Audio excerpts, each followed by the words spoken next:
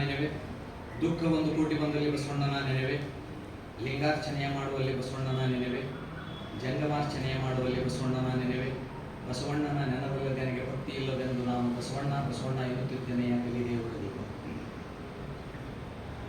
ಪ್ರಥಮದಲ್ಲಿ ಸೃಷ್ಟಿಗೊಡೆಯ ಪರಮಾತ್ಮನನ್ನು ಸ್ಮರಿಸಿಕೊಂಡು ವಿಶ್ವಗುರು ಜಗಜ್ಯೋತಿ ಧರ್ಮತಂದೆ ಗುರು ಬಸವಣ್ಣನವರನ್ನ ಈ ಸಂದರ್ಭದಲ್ಲಿ ಸ್ಮರಿಸಿಕೊಂಡು ಜಗದೆಲ್ಲ ದಾರ್ಶನಿಕರು ನಮ್ಮ ಧರ್ಮ ಸಮಾಜ ಸಂಸ್ಕೃತಿ ಸಾಹಿತ್ಯಗಳಿಗೆ ತಮ್ಮ ಬದುಕುಗಳನ್ನು ತ್ಯಾಗ ಮಾಡಿ ನಮ್ಮ ಇವತ್ತಿನ ಬದುಕುಗಳಿಗೆ ದಾರಿದೀಪವಾಗಿರ್ತಕ್ಕಂಥ ಎಲ್ಲ ಹಿರಿಯ ಚೇತನಗಳನ್ನು ಈ ಸಂದರ್ಭದಲ್ಲಿ ಸ್ಮರಿಸಿಕೊಳ್ತಾ, ವಿಶೇಷವಾಗಿ ಕನ್ನಡ ಸಾಹಿತ್ಯ, ಕನ್ನಡದ ಬರಹ, ಕನ್ನಡದ ಭಾಷೆ, ಕನ್ನಡದ ನೆಲ ಮತ್ತು ಕುಲಕ್ಕೆ ಒತ್ತಾಸೆಯಾಗಿ ಈ ನಾಡನ್ನು ಮತ್ತು ಸಂಸ್ಕೃತಿ ಜನಾಂಗವನ್ನು ಈ ಹಂತದವರೆಗೂ ತಂದಿಟ್ಟಿರ್ತಕ್ಕಂತಹ ಎಲ್ಲ ನಮ್ಮ ಹಿರಿಯ ಚೇತನಗಳನ್ನು ಈ ಸಂದರ್ಭದಲ್ಲಿ ಸ್ಮರಿಸಿಕೊಂಡು ಕನ್ನಡ ಸಾಹಿತ್ಯ ಪರಿಷತ್ ಬೆಳಗಾವಿ ಜಿಲ್ಲೆ ಮತ್ತು ಕನ್ನಡ ಸಾಂಸ್ಕೃತಿಕ ಭವನದ ಕ್ಷೇಮಾಭಿವೃದ್ಧಿ ಸಂಘದ 20ನೆಯ ಮಾಸಿಕ ಕಾರ್ಯಕ್ರಮದ ನಿಮಿತ್ತ ಬೆಳಗಾವಿ ಜಿಲ್ಲೆಯ ಶತಮಾನ ಕಂಡ ಸಾಹಿತಿಗಳ ತಿಂಗಳ ಉಪನ್ಯಾಸ ಕಾರ್ಯಕ್ರಮ, ಲಿಂಗೈಕ್ಯ ಹರ್ಡೇಕರ್ ಮಂಜಪ್ಪನವರ ಬದುಕು ಬರಹದ ಈ ವಿಶೇಷವಾಗಿರ್ತಕ್ಕಂಥ ಸಾಹಿತ್ಯ ಪರಿಷತ್ತಿನ ಸಮಾರಂಭದ ಅಧ್ಯಕ್ಷತೆಯನ್ನು ಕರುಣಿಸಿರುವ ಶರಣೆ ಶ್ರೀಮತಿ ಮಂಗಲಾ ಮೆಟ್ಗು ಮೇಡಮ್ ಅವರೇ, ನಿಮ್ಮಲ್ಲಿ ಶರಣಾರ್ಥಿಗಳನ್ನು ಸಲ್ಲಿಸ್ತಾ, ಇಂದಿನ ಮುಖ್ಯ ಅತಿಥಿಗಳಾಗಿರುವ ಬೆಳಗಾವಿ ಜಿಲ್ಲಾ ನಿವೃತ್ತ ನೌಕರರ ಸಂಘ ಮತ್ತು ಬೆಳಗಾವಿ ಕ್ಷೇಮಾಭಿವೃದ್ಧಿ ಲಿಂಗಾಯತ ಕ್ಷೇಮಾಭಿವೃದ್ಧಿ ಸಂಘದ ಅಧ್ಯಕ್ಷರಾಗಿರುವ ಶರಣರಾಗಿರುವಂಥ ಎಸ್.ಸಿ. ಸಿದ್ಧಾರ್ಥರಿಗೆ ಅನಂತ ಶರಣಾರ್ಥಿಗಳನ್ನು ಸಲ್ಲಿಸಿ, ನಮ್ಮ ಬೆಳಗಾವಿ ಜಿಲ್ಲಾ ಕನ್ನಡ ಸಾಹಿತ್ಯ ಪರಿಷತ್ತಿನ ಕಾರ್ಯದರ್ಶಿಗಳಾಗಿರುವ ಆತ್ಮೀಯರು ಮತ್ತು ಕನ್ನಡದ ಬಗ್ಗೆ ಸಾಕಷ್ಟು ಕಳಕಳಿಯನ್ನು ಹೊಂದಿ ಕೆಲಸ ಮಾಡ್ತಾ ಇರತಕ್ಕಂತಹ ಸಾಧಕರು ಆತ್ಮೀಯರು ಆಗಿರುವ ಶರಣರಾದ ಶ್ರೀ ಎಂ.ಆ. ಮೆಣಸಿಕಾಯಿ ಸರ್ ಅವರಿಗೆ ಅನಂತ ಶರಣಾರ್ಥಿಗಳನ್ನು ಸಲ್ಲಿಸಿ, ಇದೀಗ ನನ್ನ ಪರಿಚಯವನ್ನು ಮಾಡಿಕೊಟ್ಟಿರ್ತಕ್ಕಂತಹ ಆತ್ಮೀಯರು ಸ್ನೇಹಿತರಾಗಿರುವ ಬನಶಂಕರಿ ಸರ್ ಅವರಿಗೆ ಅನಂತ ಶರಣಾರ್ಥಿಗಳನ್ನು ಸಲ್ಲಿಸಿ, ಕಾರ್ಯಕ್ರಮವನ್ನು ನಿರೂಪಣೆ ಮಾಡ್ತಾ ಇರತಕ್ಕಂತಹ ನಿವೃತ್ತ ಪ್ರಾಚಾರ್ಯ ಶ್ರೀ ನಾಯಕ್ ಸರ್ ಅವರಿಗೆ ಅನಂತ ಶರಣಾರ್ಥಿಗಳನ್ನು ಸಲ್ಲಿಸಿ, ವಿಶೇಷವಾಗಿ ಶರಣರಾಗಿರುವ ಅಂಗಡಿ ಸರ್ ಅವರಲ್ಲಿ ಶರಣಾರ್ಥಿಗಳನ್ನು ಸಲ್ಲಿಸಿ, ನಿವೃತ್ತ ಪ್ರಾಚಾರ್ಯರಾಗಿರುವ ನಾಯಕ್ ಸರ್ಗೆ ಅನಂತ ಶರಣಾರ್ಥಿಗಳನ್ನು ಸಲ್ಲಿಸಿ, ವಿಶೇಷವಾಗಿ ಇಂದಿನ ಈ ಉಪನ್ಯಾಸ ಕಾರ್ಯಕ್ರಮದಲ್ಲಿ ಭಾಗಿಯಾಗಿರ್ತಕ್ಕಂತಹ ಎಲ್ಲ ಶರಣ ತಂದೆ ತಾಯಿಗಳೇ, ನಿಮ್ಮ ಅಂತರಂಗಕ್ಕೆ ನನ್ನ ಅನಂತ ಶರಣಾರ್ಥಿಗಳು. ಈಗಾಗಲೇ ಹರ್ಡೇಕರ್ ಮಂಜಪ್ಪನವ್ರ ಬಗ್ಗೆ ನಾವು ಹಲವು ವಿಚಾರಗಳನ್ನು ತಿಳ್ಕೊಂಡಿದ್ದೇವೆ. ತಿಳ್ಕೊಳ್ಬೇಕಾದಂತಹ ವಿಚಾರಗಳು ಸಾಕಷ್ಟಿವೆ. ಆದರೆ ದುರ್ದೈವವಶ ಯಾರು ನಾಡನ್ನು ಕಟ್ಟಿದರು, ಯಾರು ಈ ದೇಶದ ಭೌಗೋಳಿಕ ಸಾಂಸ್ಕೃತಿಕ ಪಾರಂಪರಿಕ ರಚನೆಯಲ್ಲಿ ಮಹತ್ವದ ಪಾತ್ರವನ್ನು ವಹಿಸಿದರು, ಅಂಥವರನ್ನ ಯಾವ ಸಂದರ್ಭದಲ್ಲಿ ನಾವು ಸ್ಮರಣೆ ಮಾಡ್ಕೋಬೇಕಾಗಿತ್ತು, ಮಾಡಿಕೊಳ್ಳಿಲ್ಲ. ಇದು ನಮ್ಮ ದುರ್ದೈವವೋ ಅಥವಾ ನಮ್ಮನ್ನು ಆಳ್ತಾ ಇರತಕ್ಕಂತಹ ನಾಯಕರು ಅಥವಾ ಸರ್ಕಾರದ ಒಂದು ಅಲಕ್ಷ್ಯತನದ ಪರಮಾವಧಿಯೋ ಗೊತ್ತಿಲ್ಲ. ಒಟ್ಟಾರೆಯಾಗಿ ನಾವು ನೀವು 4 ಗೋಡೆಗಳ ಮಧ್ಯದಲ್ಲಿ ಇಂಥವರ ಸ್ಮರಣೆ ಮಾಡಬೇಕಾಗಿ ಬಂದಿರೋದು ಒಂದು ದುರಂತ ಅನ್ನುವಂಥ ಮಾತನ್ನ ಹೇಳಲಿಕ್ಕೆ ನನಗೆ ಖೇದ ಅನಿಸಿದ್ರು ಕೂಡ ನಾನು ಹೇಳಲಿಕ್ಕೆ ಇಚ್ಛೆ ಪಡ್ತೇನೆ. ಯಾವ ವ್ಯಕ್ತಿಯನ್ನ ಬಯಲಿಗೆ ತರಬೇಕಾಗಿತ್ತು, ಯಾವ ವ್ಯಕ್ತಿಯನ್ನ ಬಯಲು ರೂಪದಲ್ಲಿ ನಾವು ಪೂಜೆ ಮಾಡಬೇಕಾಗಿತ್ತು, ಯಾವ ವ್ಯಕ್ತಿಯನ್ನ ಬಯಲು ತುಂಬಿಸಿ ಸ್ಮರಣೆ ಮಾಡಬೇಕಾಗಿತ್ತು, ಇವತ್ತ ಶತಮಾನದ ಆಚರಣೆಯ ಸಂದರ್ಭದಲ್ಲಿ ಮರೆತು ಹೋಗಿ ಯಾರನ್ನೋ ಓಲೈಸುವಂತಹ ವ್ಯವಸ್ಥೆಯನ್ನ ನಾವು ನೀವೆಲ್ಲ ಮೊನ್ನೆ ಕಣ್ಣಾರೆ ಕಂಡದ್ದು ನಮ್ಮ ನಾಡು ನುಡಿ ಮತ್ತೆ ಧರ್ಮ ಸಂಸ್ಕೃತಿಗಳಿಗೆ ಬಂದಿರತಕ್ಕಂತಹ ಒಂದು ಅವಸ್ಥೆ ಅನ್ನುವಂಥ ಮಾತನ್ನ ಈ ಸಂದರ್ಭದಲ್ಲಿ ನೋವಿನಿಂದ ಹೇಳ್ತಾ, ಈ ಸಂದರ್ಭದಲ್ಲಿ ಬಸವಣ್ಣನವರು ಒಂದು ವಚನದಲ್ಲಿ ಹೇಳ್ತಾರೆ, ಉಪಮಿಸ ಬಾರದ ಉಪಮಾತೀತರು ಕಾಲಕರ್ಮರಹಿತರು ಭವ ವಿರಹಿತರು ಕೂಡಲ ಸಂಗಮ ದೇವ ನಿಮ್ಮ ಶರಣರು ಅಂತ. ಬಸವಣ್ಣನವರು ನುಡಿದಿರ್ತಕ್ಕಂಥದ್ದು ದೈವಿ ನುಡಿಗಳು. ಆ ದೈವಿ ನುಡಿಗಳು ಕಾಲ ಕಾಲಕ್ಕೆ ಸಾಕ್ಷಿಯನ್ನು ಕೊಡ್ತಾ, ಅಂಥ ವ್ಯಕ್ತಿಯನ್ನ ಹುಟ್ಟು ಹಾಕ್ತಾ, ಅಂಥ ವ್ಯಕ್ತಿಗಳಲ್ಲಿ ಶಕ್ತಿಯನ್ನ ತುಂಬುತ್ತಾ ನಮ್ಮ ಬದುಕಿನವರೆಗೂ ಕೂಡ ಅವು ಬಂದಿರೋದನ್ನ ನಾವು ನೋಡೋದಾದ್ರೆ ಬಸವಣ್ಣನವರ ಈ ವಚನ ಎಷ್ಟೊಂದು 100ಕ್ಕೆ 100 ಲಿಂಗೈಕ್ಯ ಹರ್ಡೇಕರ್ ಮಂಜಪ್ಪನವರಿಗೆ ಅದು ಉದಾಹರಣೆ ಆಗಬಲ್ಲದು ಅಂತಕ್ಕಂಥದ್ದು. ಬಸವಣ್ಣನವರು ಶರಣರ ಮಹತ್ವವನ್ನು ಈ ರೀತಿ ತಿಳಿಸಿ, ಶರಣರು ಉಪಮಾತೀತರು, ಅವರಿಗೆ ಯಾವ ಉಪಮೆಗಳನ್ನು ಕೊಡ್ಲಿಕ್ಕೆ ಆಗೋದಿಲ್ಲ, ಇದೇ ರೀತಿ ಅವರು ಇದ್ರು ಅಂತ ಹೇಳಲಿಕ್ಕೂ ಆಗೋದಿಲ್ಲ.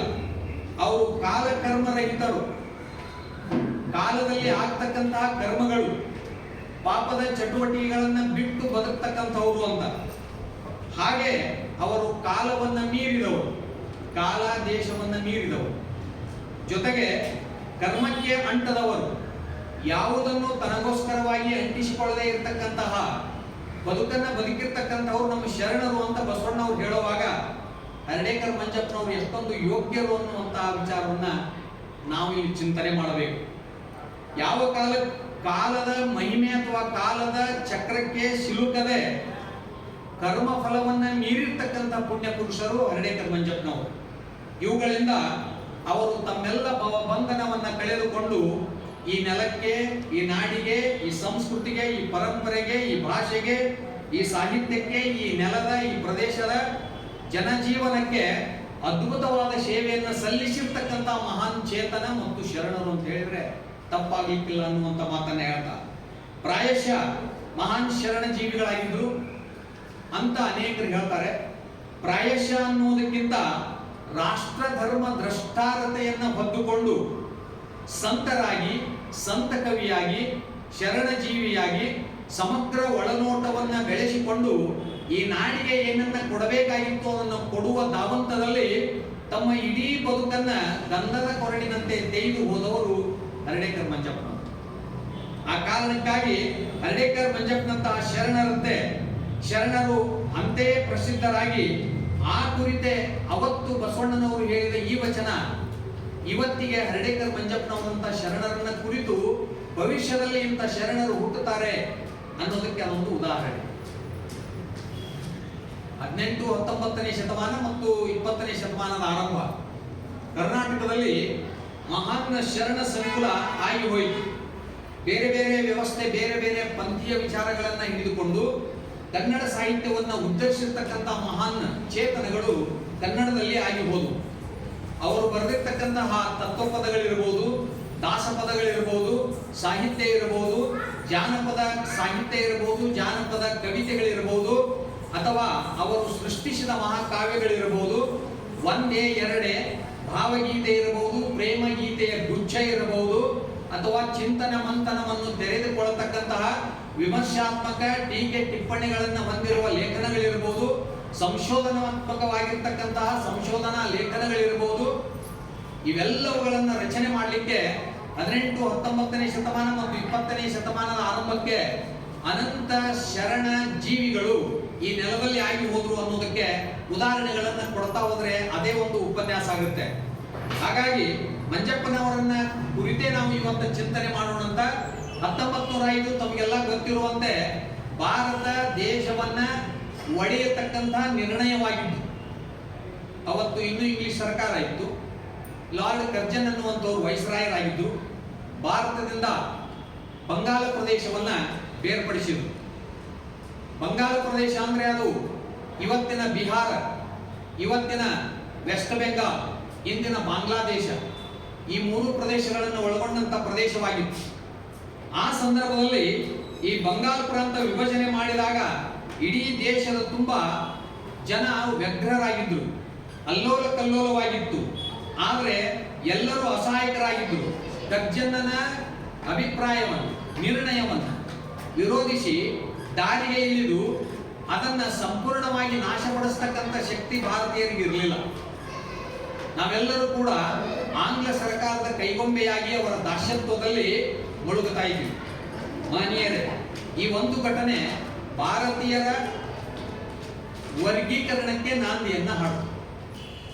ಮುಂದೆ ಅದು ಬಾಂಗ್ಲಾದೇಶವಾಗಿಯೇ ಹೋಯಿತು 75ರಲ್ಲಿ. ಅದಕ್ಕಿಂತ ಮೊದಲು 47, 48ರಲ್ಲಿ ಭಾರತ ಒಡೆದು ಪಾಕಿಸ್ತಾನವೇ ಆಯಿತು.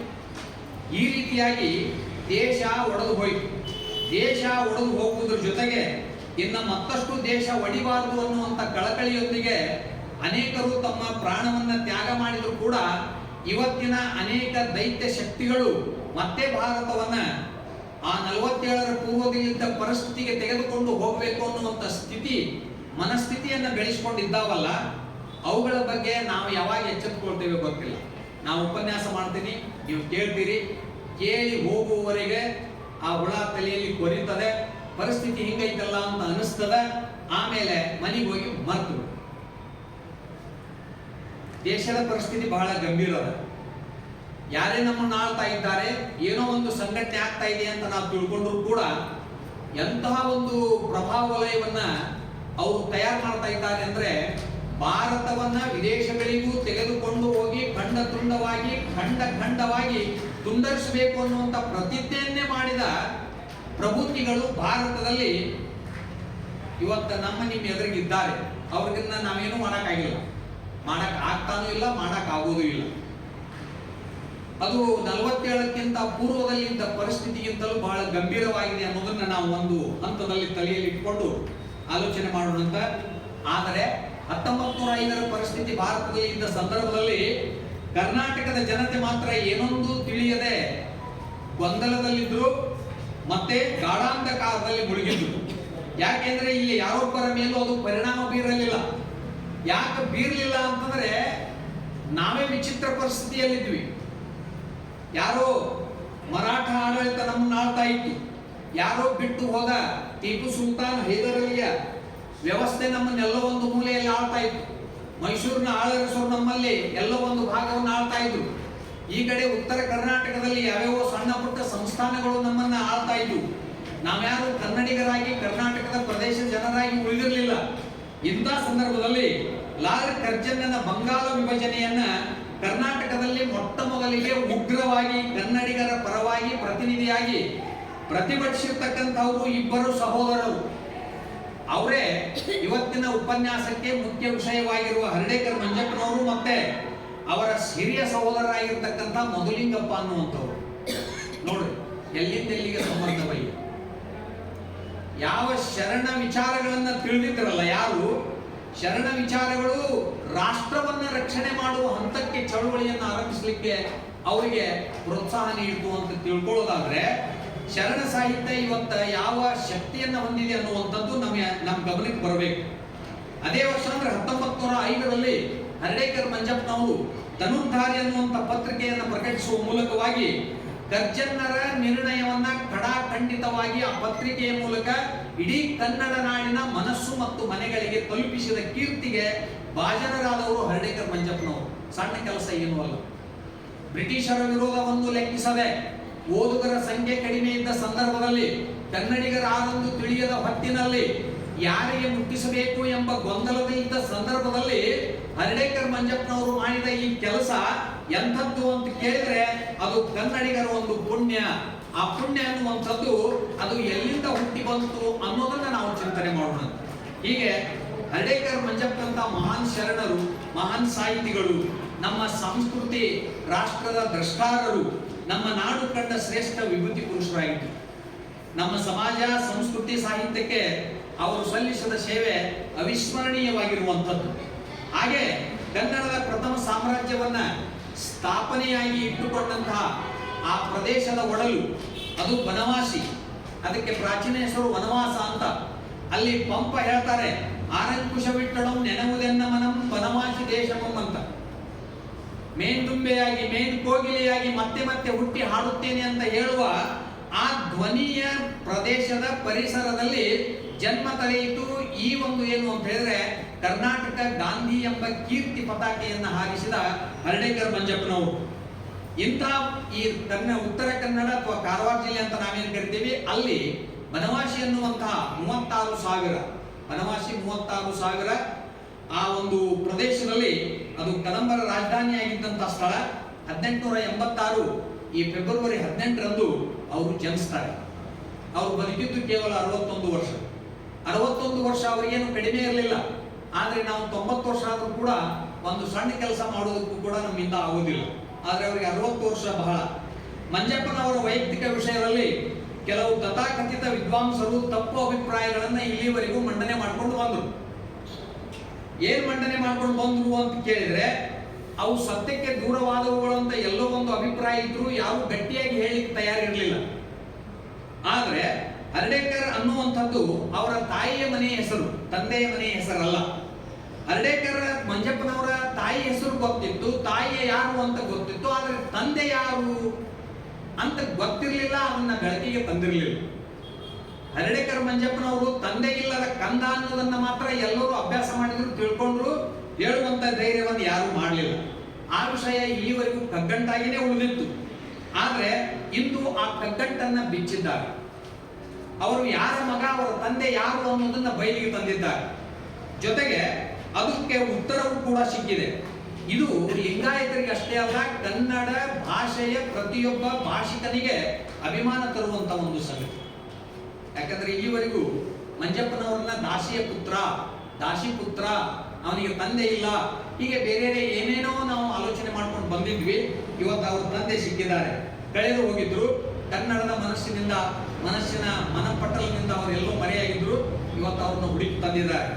ಇದಕ್ಕೆ ಉತ್ತರ ಹುಡುಕಿದವರು ಖ್ಯಾತ ಸಂಶೋಧಕರಾಗಿರ್ತಕ್ಕಂತಹ, ಕಲಬುರಗಿಯ ವಿಶ್ವವಿದ್ಯಾಲಯ ನಿವೃತ್ತ ಪ್ರಾಧ್ಯಾಪಕರಾಗಿರ್ತಕ್ಕಂತಹ, ಜೊತೆಗೆ ಬಸವ ಸಮಿತಿಯ ಡಾಕ್ಟರ್ ಬಿ.ಡಿ. ಜತ್ತಿ ವಚನ ಅಧ್ಯಯನ ಸಂಶೋಧನಾ ಕೇಂದ್ರದ ನಿರ್ದೇಶಕರು ಆಗಿರ್ತಕ್ಕಂತಹ ಡಾಕ್ಟರ್ ವೀರಣ್ಣ ದಂಡೆಯವರು.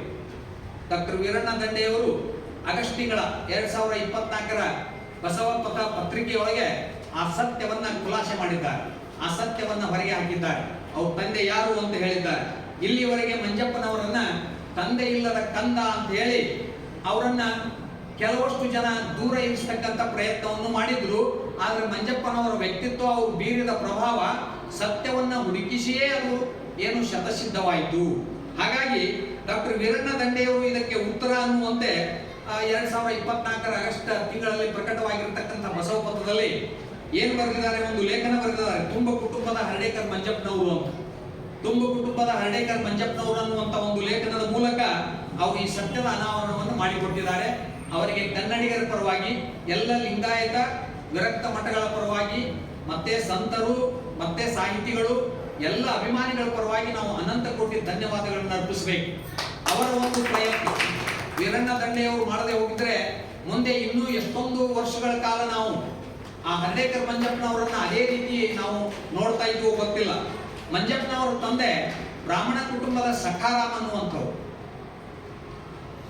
ಬ್ರಾಹ್ಮಣ ಕುಟುಂಬದ ಜಮೀನ್ದಾರಿಕೆಯ ವ್ಯಕ್ತಿ, ಶ್ರೀಮಂತ ವ್ಯಕ್ತಿ ಸಖಾರಾಮ್ ಅನ್ನುವಂಥವ್ರು. ಅವರು ಕೂಡ ಮೂಲತಃ ಬನವಾಸಿಯವರು. ಅವರು ಈ ಮಧುಕೇಶ್ವರ ದೇವಾಲಯದ ಆಡಳಿತ ಮಂಡಳಿಯ ಸದಸ್ಯರಾಗಿದ್ದರು. ಮಂಜಪ್ಪನವರ ತಾಯಿ ಮಂಜಮ್ಮನವರು ಕೂಡ ಅವರು ಮಧುಕೇಶ್ವರ ದೇವಾಲಯದಲ್ಲಿ ಸೇವೆಯನ್ನು ಸಲ್ಲಿಸ್ತಾ ಇದ್ರು. ಅವರು ಆಗಾಗ ನೃತ್ಯ ಸೇವೆಯನ್ನು ಕೂಡ ಮಾಡ್ತಾ ಇದ್ರು. ಮೇಲಿಂದ ಮೇಲೆ ಈ ಸಖಾರಾಮರವರು ಸಮಿತಿ ಕಾರ್ಯದ ನಿಮಿತ್ತ ಗುಡಿಗೆ ಹೋಗ್ತಾ ಇದ್ದುದರಿಂದ ಅವರಿಬ್ಬರಲ್ಲಿ ಪರಿಚಯವಾಗಿ ಸಲುಗೆ ಬೆಳೆದು ಪ್ರೀತಿ ಪ್ರೇಮವಾಗಿ ತಿರುಗಿ ಅವರಿಬ್ಬರು ಮದುವೆ ಮಾಡಿಕೊಳ್ತಾರೆ. ಆದರೆ ಮದುವೆ ಮಾಡಿಕೊಂಡ ಮೇಲೆ ಮಂಜಪ್ಪನವರ ತಾಯಿ ಮಂಜಮ್ಮ ಗಂಡ ಸಖಾರಾಮನ ಮನೆಗೆ ಹೋಗೋದಿಲ್ಲ. ಸಖಾರಾಮನಿಗಾಗಲೇ ಒಂದು ಮದುವೆ ಆಗಿತ್ತು. ಅವರ ಹೆಸರು ಗೌರಮ್ಮ ಅಂತ. ಅವರಿಗೂ 2 ಮಕ್ಕಳು. ನಂತರ ಮದುವೆಯಾದ ನಂತರ ಇವರಿಗೂ 2 ಮಕ್ಕಳಾವು. ಯಾರಿಗೆ? ಮಂಜಮ್ಮನವರಿಗೆ. ಮಂಜಪ್ಪನವರು ತಮ್ಮ ತಾಯಿ ಹೆಸರನ್ನ ಇಟ್ಟುಕೊಂಡು ಮಂಜಪ್ಪನಾದರೆ ಮನೆಯ ಹೆಸರನ್ನ ಅವರು ತಾಯಿಯ ಕಡೆಯಿಂದ ಬಂದಿರತಕ್ಕಂಥ ಹರ್ಡೇಕರ್ ಅನ್ನೋದನ್ನೇ ಮುಂದುವರಿಸಿಕೊಂಡ್ರು. ಯಾಕೆ ಅಂದ್ರೆ ಬ್ರಾಹ್ಮಣ ವರ್ಗದಲ್ಲಿ ಅವಾಗ ವಿರೋಧ ಇತ್ತು. ನೀನು 2ನೇ ಹೆಂಡತಿ ಮಕ್ಕಳಾಗಿರೋದ್ರಿಂದ ತಂದೆ ಹೆಸರು ಇಟ್ಕೋಬೇಡ ಅಂತ ಹೇಳಿ ಸಮಾಜದಿಂದ ಒತ್ತಡ ಬಂತು. ಹುಟ್ಟಿದ ಆರೋಗ್ಯದಿಂದ ಹಿಡಿದುಕೊಂಡು ಮಂಜಪ್ಪನವರು ಲಿಂಗ ದೀಕ್ಷೆಯನ್ನ ಪಡೆಯುವವರೆಗೂ ಎಂಥ ಉಗ್ರ ಹೋರಾಟ ಮಾಡಿದ್ದಾರೆ ಅಂದ್ರೆ, ತಾನೊಬ್ಬ ಲಿಂಗಾಯತ ಅಂತ ಸಾಬೀತುಪಡಿಸೋದಕ್ಕೆ, ತಾನೊಬ್ಬ ತಂದೆ ಇರುವ ಮಗ ಅನ್ನುವಂತ ಸಾಬೀತುಪಡಿಸೋದಕ್ಕೆ ಅವರು ಒಳಗಾಗಿ ತಮ್ಮ ಅಂತರಂಗದ ಹೋರಾಟದ ಜೊತೆಗೆ ಬಹಿರಂಗದಲ್ಲಿ ದೇಶ ಸೇವೆಯನ್ನ ಮಾಡ್ತಾ, ಸಾಹಿತ್ಯ ಸೇವೆಯನ್ನ ಮಾಡ್ತಾ, ಧರ್ಮ ಸಂಘಟನೆ, ಸಮಾಜ ಸಂಘಟನೆಯನ್ನ ಮಾಡುವಂತ ಒಂದು ಏನು ಅಂದ್ರೆ ಅದ್ಭುತ ವ್ಯಕ್ತಿತ್ವ ಹೊಂದಿದ್ರಲ್ಲ, ಅದನ್ನ ನಾವು ಬಹಳ ಜನ ಏನ್ ಮಾಡಿದೀವಿ ಅಂತ ಹೇಳಿದ್ರೆ ಎಲ್ಲೋ ಒಂದು ಕಡೆ ಮರ್ತಿದ್ದೇವೆ. ಆದ್ರೆ ಮಂಜಪ್ಪನವರು ಧೀರ ವ್ಯಕ್ತಿತ್ವ, ಅವರದು ಅತ್ಯಂತ ಶೂರತನದ ವ್ಯಕ್ತಿತ್ವ. ಹುಟ್ಟಿದ ಊರಿನಲ್ಲಿ ಅನೇಕರ ತಿರಸ್ಕಾರಕ್ಕೆ ಒಳಗಾಗಿದ್ರು ಕೂಡ ತಾಯಿಯ ಮನೆಯ ಹೆಸರನ್ನೇ ಇಟ್ಟುಕೊಂಡು ಬೆಳೆದವರು ಮಂಜಪ್ಪನವರು. ಹಾಗಾಗಿ ಈ ಮಂಜಪ್ಪನವರು ಈ ಮಧುಕೇಶ್ವರ ದೇವಾಲಯದಲ್ಲಿ ನೃತ್ಯ ಸೇವೆ ಮಾಡ್ತಾ ಇದ್ದಂತ ತಾಯಿಯನ್ನ ಯಾವ ಕಾರಣಕ್ಕೂ ಕೂಡ ಅಪಮಾನವಾಗದಂತೆ ನೋಡಿಕೊಳ್ತಾರೆ, ಅವರ ಹೆಸರಿಗೆ ಅಪಮಾನವಾಗದಂತೆ ವ್ಯವಸ್ಥೆ ಮಾಡ್ತಾರೆ. ಇವರು ಕೂಡ ಬನವಾಸಿಯವರಾಗಿದ್ದು ತುಂಬಾ ಸುಗುಣವಂತೆ, ಸೌಂದರ್ಯವತಿಯಾಗಿದ್ಲು, ಸದ್ಗುಣವಂತೆಯಾಗಿದ್ಲು. ಈ ಸದ್ಗುಣವಂತೆಗೆ ಇವರ ಒಂದು ಏನಪ್ಪಾ ಅಂತ ಹೇಳಿದ್ರೆ ಗರ್ಭದಿಂದ ಇಬ್ಬರು ಮಕ್ಕಳು ಜನಿಸ್ತಾರೆ. ಅವರೇ ಮಧುಲಿಂಗಪ್ಪ ಅನ್ನುವಂಥವನು ಹಿರಿಯ ಮಗ, ಚಿಕ್ಕ ಮಗ ಇವರೇ ಮಂಜಪ್ಪನವರು. ಈ ಮಧುಲಿಂಗಪ್ಪ ಅನ್ನುವಂಥವರು ಏನು ಅಂತ ಹೇಳಿದ್ರೆ ತಾಯಿಯ ಸ್ವಭಾವವನ್ನೇ ಅವರು ಬಹಳಷ್ಟು ಅನುಸರಿಸ್ತಾ ಇರ್ತಾರೆ. ತಾಯಿ ಅಳಾಕತ್ರೆ ಮಧುಲಿಂಗಪ್ಪ ಸರ್ಕಾರಿ ಕಚೇರಿಯಲ್ಲಿ ಸರ್ಕಾರಿ ನೌಕರಿಯಲ್ಲಿದ್ದಾಗ ಬೆಳೆದು ದೊಡ್ಡವನಾಗಿದ್ರು ಕೂಡ ಮೂಲೆಯಲ್ಲಿ ಕುಳಿತು ಅಳತಕ್ಕಂತ ಒಂದು ಏನು ಅಂದ್ರೆ ಹೆಣ್ಣುಗರಳ್ಳಂತವನು ಅಂತ ತಾಯಿಯನ್ನ ಬಹಳ ಪ್ರೀತಿ ಮಾಡ್ತಿರ್ತಾರೆ. ಈ ಸಕಾರಾಮರು ಒಬ್ಬ ಬ್ರಾಹ್ಮಣ ಕುಟುಂಬದವರಾಗಿದ್ರು, ಜಮೀನ್ದಾರರಾಗಿದ್ರು, ಜೊತೆಗೆ 100 ಎಕರೆ ಜಮೀನಿನ ಒಡೆಯರಾಗಿದ್ರು. ಮತ್ತೆ ಜಮೀನಿನ ಒಡೆಯರಾಗಿದ್ರು ಅಂತಂದ್ರೆ ಆ ಕಾಲದಲ್ಲಿ ತಮಗೆಲ್ಲ ಗೊತ್ತಿರುವಂತೆ ಜಮೀನ್ದಾರಿಗೆ ಅಥವಾ ಈ ಶ್ರೀಮಂತಿಗೆ ಅಥವಾ ಅಧಿಕಾರದ ಸ್ಥಾನಮಾನ ಹೊಂದಿರತಕ್ಕಂಥವ್ರು 2-3 ಮಂದಿ ಹೆಂಡರನ್ನ ಮಾಡ್ಕೊಳ್ಳೋದು ಸಹಜ. ಆ ಸಹಜ ಪ್ರಕ್ರಿಯೆಯಲ್ಲಿ ಇವರು ಕೂಡ ಮಂಜಮ್ಮನವರನ್ನ 2ನೇ ಪತ್ನಿಯನ್ನಾಗಿ ಮಾಡಿಕೊಂಡು ನಂತರ ಮಂಜಮ್ಮ ದೇವದಾಸಿ ಕುಟುಂಬದವರು ಅನ್ನುವಂಥದ್ದು ಕೂಡ ಒಂದು ಹೆಸರಿತ್ತು. ದೇವದಾಸಿ ಆಗಿದ್ದು ಕೂಡ ಅವರು ಲಿಂಗಾಯತರೇ ಆಗಿದ್ರು. ಆದ್ರೆ ಅವರಿಗೆ ದೇವದಾಸಿ ಪಟ್ಟವನ್ನ ಯಾವಾಗ ಕಟ್ಟಲಾಯಿತು ಅಂತಂದ್ರೆ ಸಕಾರಾಮರ ಮದುವೆ ಮಾಡಿಕೊಂಡ ಮೇಲೆ ದೇವದಾಸಿ ಅಂತ. ಯಾಕೆಂದ್ರೆ ಗುಡಿಯಲ್ಲಿ ಸೇವೆ ಮಾಡ್ತಾ ನೃತ್ಯ ಮಾಡ್ತಾ ಇದ್ರು ಒಂದು, ಎರಡನೇದ್ದು ಸಕಾರಾಮರ ಜೊತೆಗೆ ಮದುವೆ ಮಾಡಿಕೊಂಡಿದ್ರಿಂದ ಅವರು ಅಧಿಕೃತ ಮದುವೆಯ ಹೆಂಡತಿ ಅಲ್ಲ ಅಂತ ಹೇಳಿ ಅವಳನ್ನ ದೇವದಾಸಿಯನ್ನಾಗಿಸಿದ್ರು ಅಂದಿನ ಸಮಾಜದವರು. ಹೆಣ್ಣಿಗೆ ಎಂಥ ಪರೀಕ್ಷೆನು, ಹೆಣ್ಣು ಮಗಳಿಗೆ ಅಂತ ಪರಿಸ್ಥಿತಿ ಬಂದೊದಗಿದಾಗ ಗಂಡು ಮಕ್ಕಳಾದವ್ರು ಏನ್ ಮಾಡಬೇಕು? ಈ ಒಂದು ಪರಿಸ್ಥಿತಿಯಿಂದ ಮತ್ತು ಪರೀಕ್ಷೆಯಿಂದ ಹೊರಗೆ ಬಂದು ತಾಯಿಯನ್ನ ಅಗ್ನಿ ಪರೀಕ್ಷೆಗೆ ಒಡ್ಡಿ ನಿತ್ಯ ನೋಡಿ ಅನುಭವಿಸ್ತಾ ಇದ್ದಂತ ಮಂಜಪ್ಪನವರು ತಾಯಿಗೆ ಒಂದು ಏನು ಅದ್ಭುತವಾದ ಸ್ಥಾನವನ್ನು ಕೊಡಿಸಬೇಕು ಅಂತ ಹೋರಾಟ ಮಾಡಿದರು.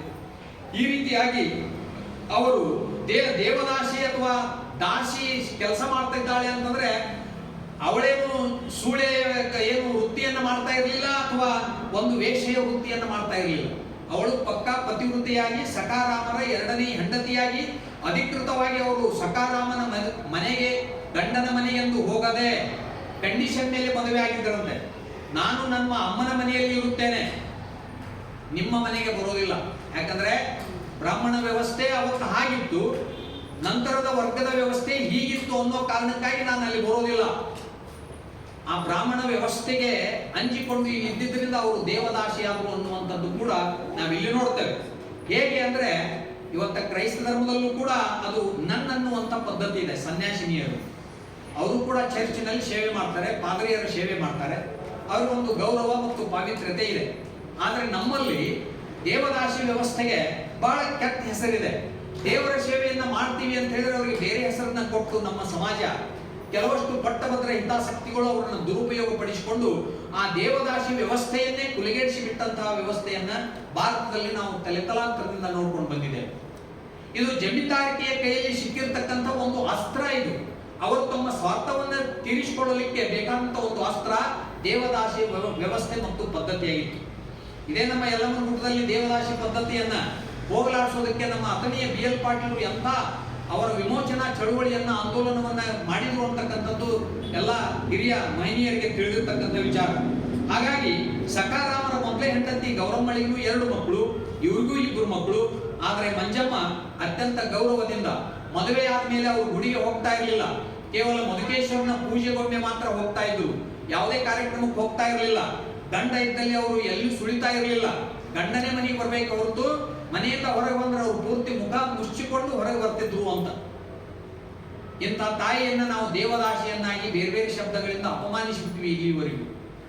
ಹಾಗಾಗಿ ನಮ್ಮ ಭಾರತದ ಇತಿಹಾಸ ಹೀಗೆ ಎಲ್ಲ ಕಡೆನೂ ಕೂಡ ಇರೋದನ್ನ ಬಿಟ್ಟು ಇಲ್ಲದನ್ನ ಹೇಳ್ಕೊಂಡು ಬಂದು ಬಂದು ಪ್ರಾಚೀನ ಕಾಲದ ನಮ್ಮ ನಾಯಕರು, ಪ್ರಾಚೀನ ಕಾಲದ ನಮ್ಮ ದೇಶದ ದ್ರಷ್ಟಾರರು, ದೊಡ್ಡ ದೊಡ್ಡ ವೀರರು, ಶೂರರು, ಧರ್ಮಕ್ಕಾಗಿ ತಮ್ಮ ತಲೆಯನ್ನ ಕತ್ತರಿಸಿಕೊಂಡವರು, ಧರ್ಮಕ್ಕಾಗಿ ಸಂಸ್ಕೃತಿಗಾಗಿ ತಮ್ಮ ಬದುಕು, ಕುಟುಂಬ, ಸಾಮ್ರಾಜ್ಯ, ರಾಜ್ಯಗಳನ್ನೇ ಏನು ಅಂತಂದ್ರೆ ತ್ಯಾಗ ಮಾಡಿದವರು.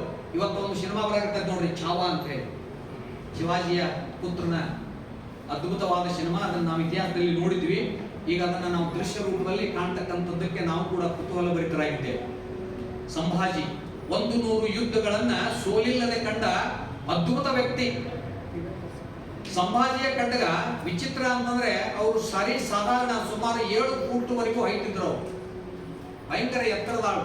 ಅವರು ಉಪಯೋಗಿಸುತ್ತಿದ್ದ ಖಡ್ಗ 63 ಕೆಜಿ ಇತ್ತು. 63 ಕೆಜಿ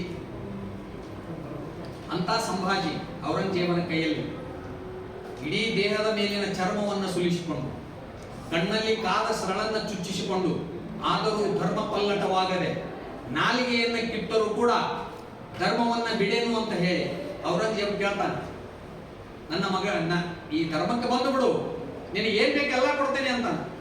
ಅವಾಗ ಸಂಭಾಜಿ ಹೇಳ್ತಾರೆ, ಖುದ್ದು ನಿನ್ನ ಮಗಳನ್ನ ಕೊಟ್ಟು ನನ್ನನ್ನು ಅಳಿಯನ್ನನ್ನಾಗಿ ಮಾಡಿಕೊಂಡು ನಾನು ಹಿಂದೂ ಧರ್ಮದಲ್ಲಿನೇ ಉಳಿತೇನೆ, ಸಾಯ್ತೇನೆ ಅಂತ. ನಾ ಬರುವುದಿಲ್ಲ.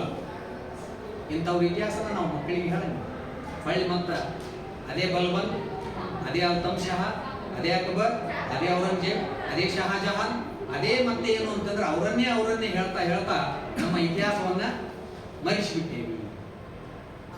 ನಮ್ಮಲ್ಲೇನು ಧರ್ಮಕ್ಕಾಗಿ ಪ್ರಾಣವನ್ನ ಕೊಟ್ಟಿರ್ತಕ್ಕಂಥವ್ರು ಕಡಿಮೆ ಏನಿಲ್ಲ, ಆದ್ರೆ ಅದನ್ನು ನಾವು ಕಡಿಮೆ ಮಾಡಿದ್ದೇವೆ, ಇತಿಹಾಸದಲ್ಲಿ ದಾಖಲು ಮಾಡಿಲ್ಲ.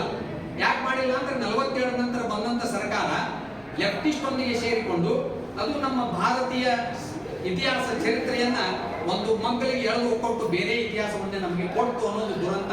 ಆ ಕಡೆ ಹೋಗೋದು ಬೇಡ. ಎಸ್, ಈ ರೀತಿಯಾಗಿ ಮಂಜಪ್ಪನವರು ಮಗುವಾಗಿದ್ದಾಗ ಬಹಳ ಅತ್ಯಂತ ಸುಂದರವಾಗಿದ್ರು, ಮುಗ್ಧರಾಗಿದ್ರು. ನೀಳವಾದ ಮುಖ, ಕೆಂಪು ಬಣ್ಣ, ಅತ್ಯಂತ ದಷ್ಟಪುಷ್ಟವಾದ ಆರೋಗ್ಯವನ್ನ ನೋಡಿ ಸಖಾರಾಮರ ಮೊದಲನೇ ಹೆಂಡತಿ ಗೌರಮ್ಮ ಅದನ್ನ ನೋಡಿ ಎಷ್ಟೊಂದು ಬುದ್ಧಿಸ್ತಿದ್ರು ಅಂದ್ರೆ, ಈ ಮಗು ನನ್ನ ಹೊಟ್ಟೆಗೆ ಯಾಕೆ ಹುಟ್ಟಲಿಲ್ಲ ಅಂತ ಹೇಳಿ ಅವ್ರು ಒಂದು ನಮೂನಿ ಮತ್ಸರ ಕೊಡ್ತಿದ್ರಂತ. ಅಂದ್ರೆ ಅಷ್ಟೊಂದು ಸುಂದರವಾಗಿದ್ರು ಅಂತ ಮಂಜಪ್ಪನವರು. ಹಾಗಾಗಿ ಅವರು ಇಬ್ಬರು ಹೆಂಡರು ಬೇರೆ ಬೇರೆ ಮನೆಯಲ್ಲಿ ಇರ್ತಿದ್ರು. ಮಂಜಮ್ಮ ತಮ್ಮ ಹಿರಿಕರ ಮನೆಯಲ್ಲಿ ಇರ್ತಿದ್ರು. ಹಾಗಾಗಿ ಅವರು ತಮ್ಮ ತವರು ಮನೆಯ ಹೆಸರನ್ನ ಇಟ್ಕೊಂಡ್ರು. ಸಖಾರಾಮರ ಅಡ್ಡ ಹೆಸರು ಅಭ್ಯಂಕರ. ಅಭ್ಯಂಕರ ಅನ್ನೋ ಹೆಸರನ್ನ ಮಂಜಪ್ಪನವರು ಇಟ್ಕೊಳ್ಳಿಲ್ಲ. ತಾಯಿಗೆ ಆದ ಅವಮಾನವನ್ನ, ತಾಯಿಗೆ ಆದಂತ ದೌರ್ಜನ್ಯವನ್ನ, ತಾಯಿ ಸಮಾಜದಲ್ಲಿ ತಲೆ ಎತ್ತಿ ತಿರುಗಾಡಲಿಕ್ಕೆ ಬರಬೇಕು ಅನ್ನುವ ಒಂದು ಕಾರಣವನ್ನ ಇಟ್ಟುಕೊಂಡು ಅಭ್ಯಂಕರ ಅನ್ನುವಂತ ಮನೆ ಹೆಸರನ್ನ ಬಿಟ್ಟು ತಾಯಿ ಹೆಸರಾಗಿರ್ತಕ್ಕಂಥ ಮನೆ ಹೆಸರಾಗಿರ್ತಕ್ಕಂಥ ಹರ್ಡೇಕರನ್ನೇ ಇಟ್ಕೊಂಡ್ರು. ಅವರು ಹರ್ಡೇಕರ್ ಅನ್ನುವಂತ ಹೆಸರು ಇವತ್ತ ಇಡೀ ದೇಶದ ತುಂಬಾ ಗಾಂಧೀಜಿ ಚರಿತ್ರೆಯ ಜೊತೆಗೆ ಸುಳಿದಾಡ್ತಾ ಇದೆ. ಅದಕ್ಕಾಗಿ ಮಂಜಪ್ಪನವರು ಪಣ ತೊಟ್ಟರು ಅಂತ.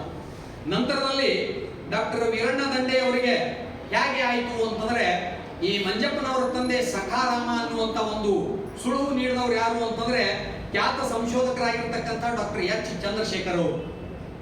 ಡಾಕ್ಟರ್ ಎಚ್ ಚಂದ್ರಶೇಖರ್ ಅನ್ನುವಂಥವ್ರು ಡಾಕ್ಟರ್ ವೀರಣ್ಣ ದಂಡೆ ಅವರಿಗೆ ಹೇಳ್ತಾರೆ ಫೋನ್ ಮಾಡಿ, ದಂಡೆ ಅವರೇ, ನೀವು ಇಷ್ಟೆಲ್ಲ ಸಂಶೋಧನೆ ಮಾಡ್ತೀರಿ, ವಚನ ಸಾಹಿತ್ಯ ಶರಣರ ಬಗ್ಗೆ ಎಲ್ಲ ತಿಳ್ಕೊಳ್ತೀರಿ, ಮೊದಲೆಲ್ಲ ಚಿಂತನ ಮಂಥನ ಮಾಡ್ತೀರಿ, ಹರ್ಡೇಕರ್ ಮಂಜಪ್ಪನವ್ರ ತಂದೆ ಯಾರಂತ ನಿಮ್ಗೆ ಗೊತ್ತೈತೇನ ಅಂತ. ಇಲ್ಲ, ಗೊತ್ತಿಲ್ಲ, ನನಗೆ ಗೊತ್ತೈತಿ ಅಂತಾರ ಅವರು. ದಂಡೆಯವರಿಗೆ ಹಂಡೆ ಹಾಲು ಕೊಡದಷ್ಟು ಸಂತೋಷ ಆಗುತ್ತೆ. ಆಗ ಅವ್ರು ಹೇಳ್ತಾರೆ, ಹಾಗಾದ್ರೆ ಅದು ಏನು ಎತ್ತ ಅಂದಾಗ ಡಾಕ್ಟರ್ ಈ ಎಚ್ ಚಂದ್ರಶೇಖರ್ ಅವರು ಬೆಂಗಳೂರಿನಲ್ಲಿ ಇರ್ತಕ್ಕಂಥ ಒಬ್ಬ ವಕೀಲರು ಡಾಕ್ಟರ್ ನರಹರಿ ಫಡಕೆ ಅವರನ್ನ ಕುರಿತು ಹೇಳಿ ಅವ್ರನ್ನ ಸಂಪರ್ಕ ಮಾಡುವಂತೆ ಅವ್ರ ನಂಬರ್ ಅನ್ನು ಕೊಡ್ತಾರೆ. ನರಹರಿ ಫಡಕೆ ಅನ್ನುವಂಥವ್ರು. ಈ ನರಹರಿ ಫಡಕೆಯವರು ಸಖಾರಾಮ್ ಅಭ್ಯಂಕರ್ ಅವರ ಸಂಬಂಧಿಕರು. ಕನ್ಫ್ಯೂಸ್ ಆಗಬಾರ್ದು. ನರಹರಿ ಫಡಕೆಯವರು ಸಖಾರಾಮ್ ಅಭ್ಯಂಕರ್ ಮಂಜಪ್ಪನವರ ತಂದೆಯ ಸಂಬಂಧಿಕರವರು. ಆ ನರಹರಿ ಫಡಕೆಯವರಿಗೆ ಡಾಕ್ಟರ್ ಎಚ್ ಚಂದ್ರಶೇಖರ್ ಅವರು ಪರಿಚಯ. ಅಲ್ಲಿಂದ ದಂಡೆಯವರು ಮಾಹಿತಿಯನ್ನ ಪಡ್ಕೊಂಡ ಮೇಲೆ ಹರ್ಡೇಕರ್ ಮಂಜಪ್ಪನವ್ರ ಬಗ್ಗೆ ಇದ್ದ ಅಭಿಪ್ರಾಯವನ್ನ ಬದಲಿ ಮಾಡುವುದಕ್ಕೆ ಇದೊಂದು ಸುಳುವು ಸಾಕಾಗಿತ್ತು. ಹಾಗಾಗಿ ಈ ಒಂದು ಸುಳ್ಳು ಅಭಿಪ್ರಾಯ ಸತ್ಯದ ಕಡೆಗೆ ತಿರುಗೋದಕ್ಕೆ ಇದು ಸಹಾಯವಾಯಿತು. ಅದೇನೇ ಇದ್ದರೂ ಲಿಂಗಾಯತರು ಈ ಮಹಾನ್ ವ್ಯಕ್ತಿಯನ್ನ ಮರೆತಿಲ್ಲ ಅನ್ನೋದಕ್ಕೆ ನಾವೊಂದು ಸಮಾಧಾನದ ಸಂಗತಿ ಇವತ್ತು ನಿಮ್ಮೆಲ್ಲರಿಗೆ ಸಿಕ್ಕಿದೆ.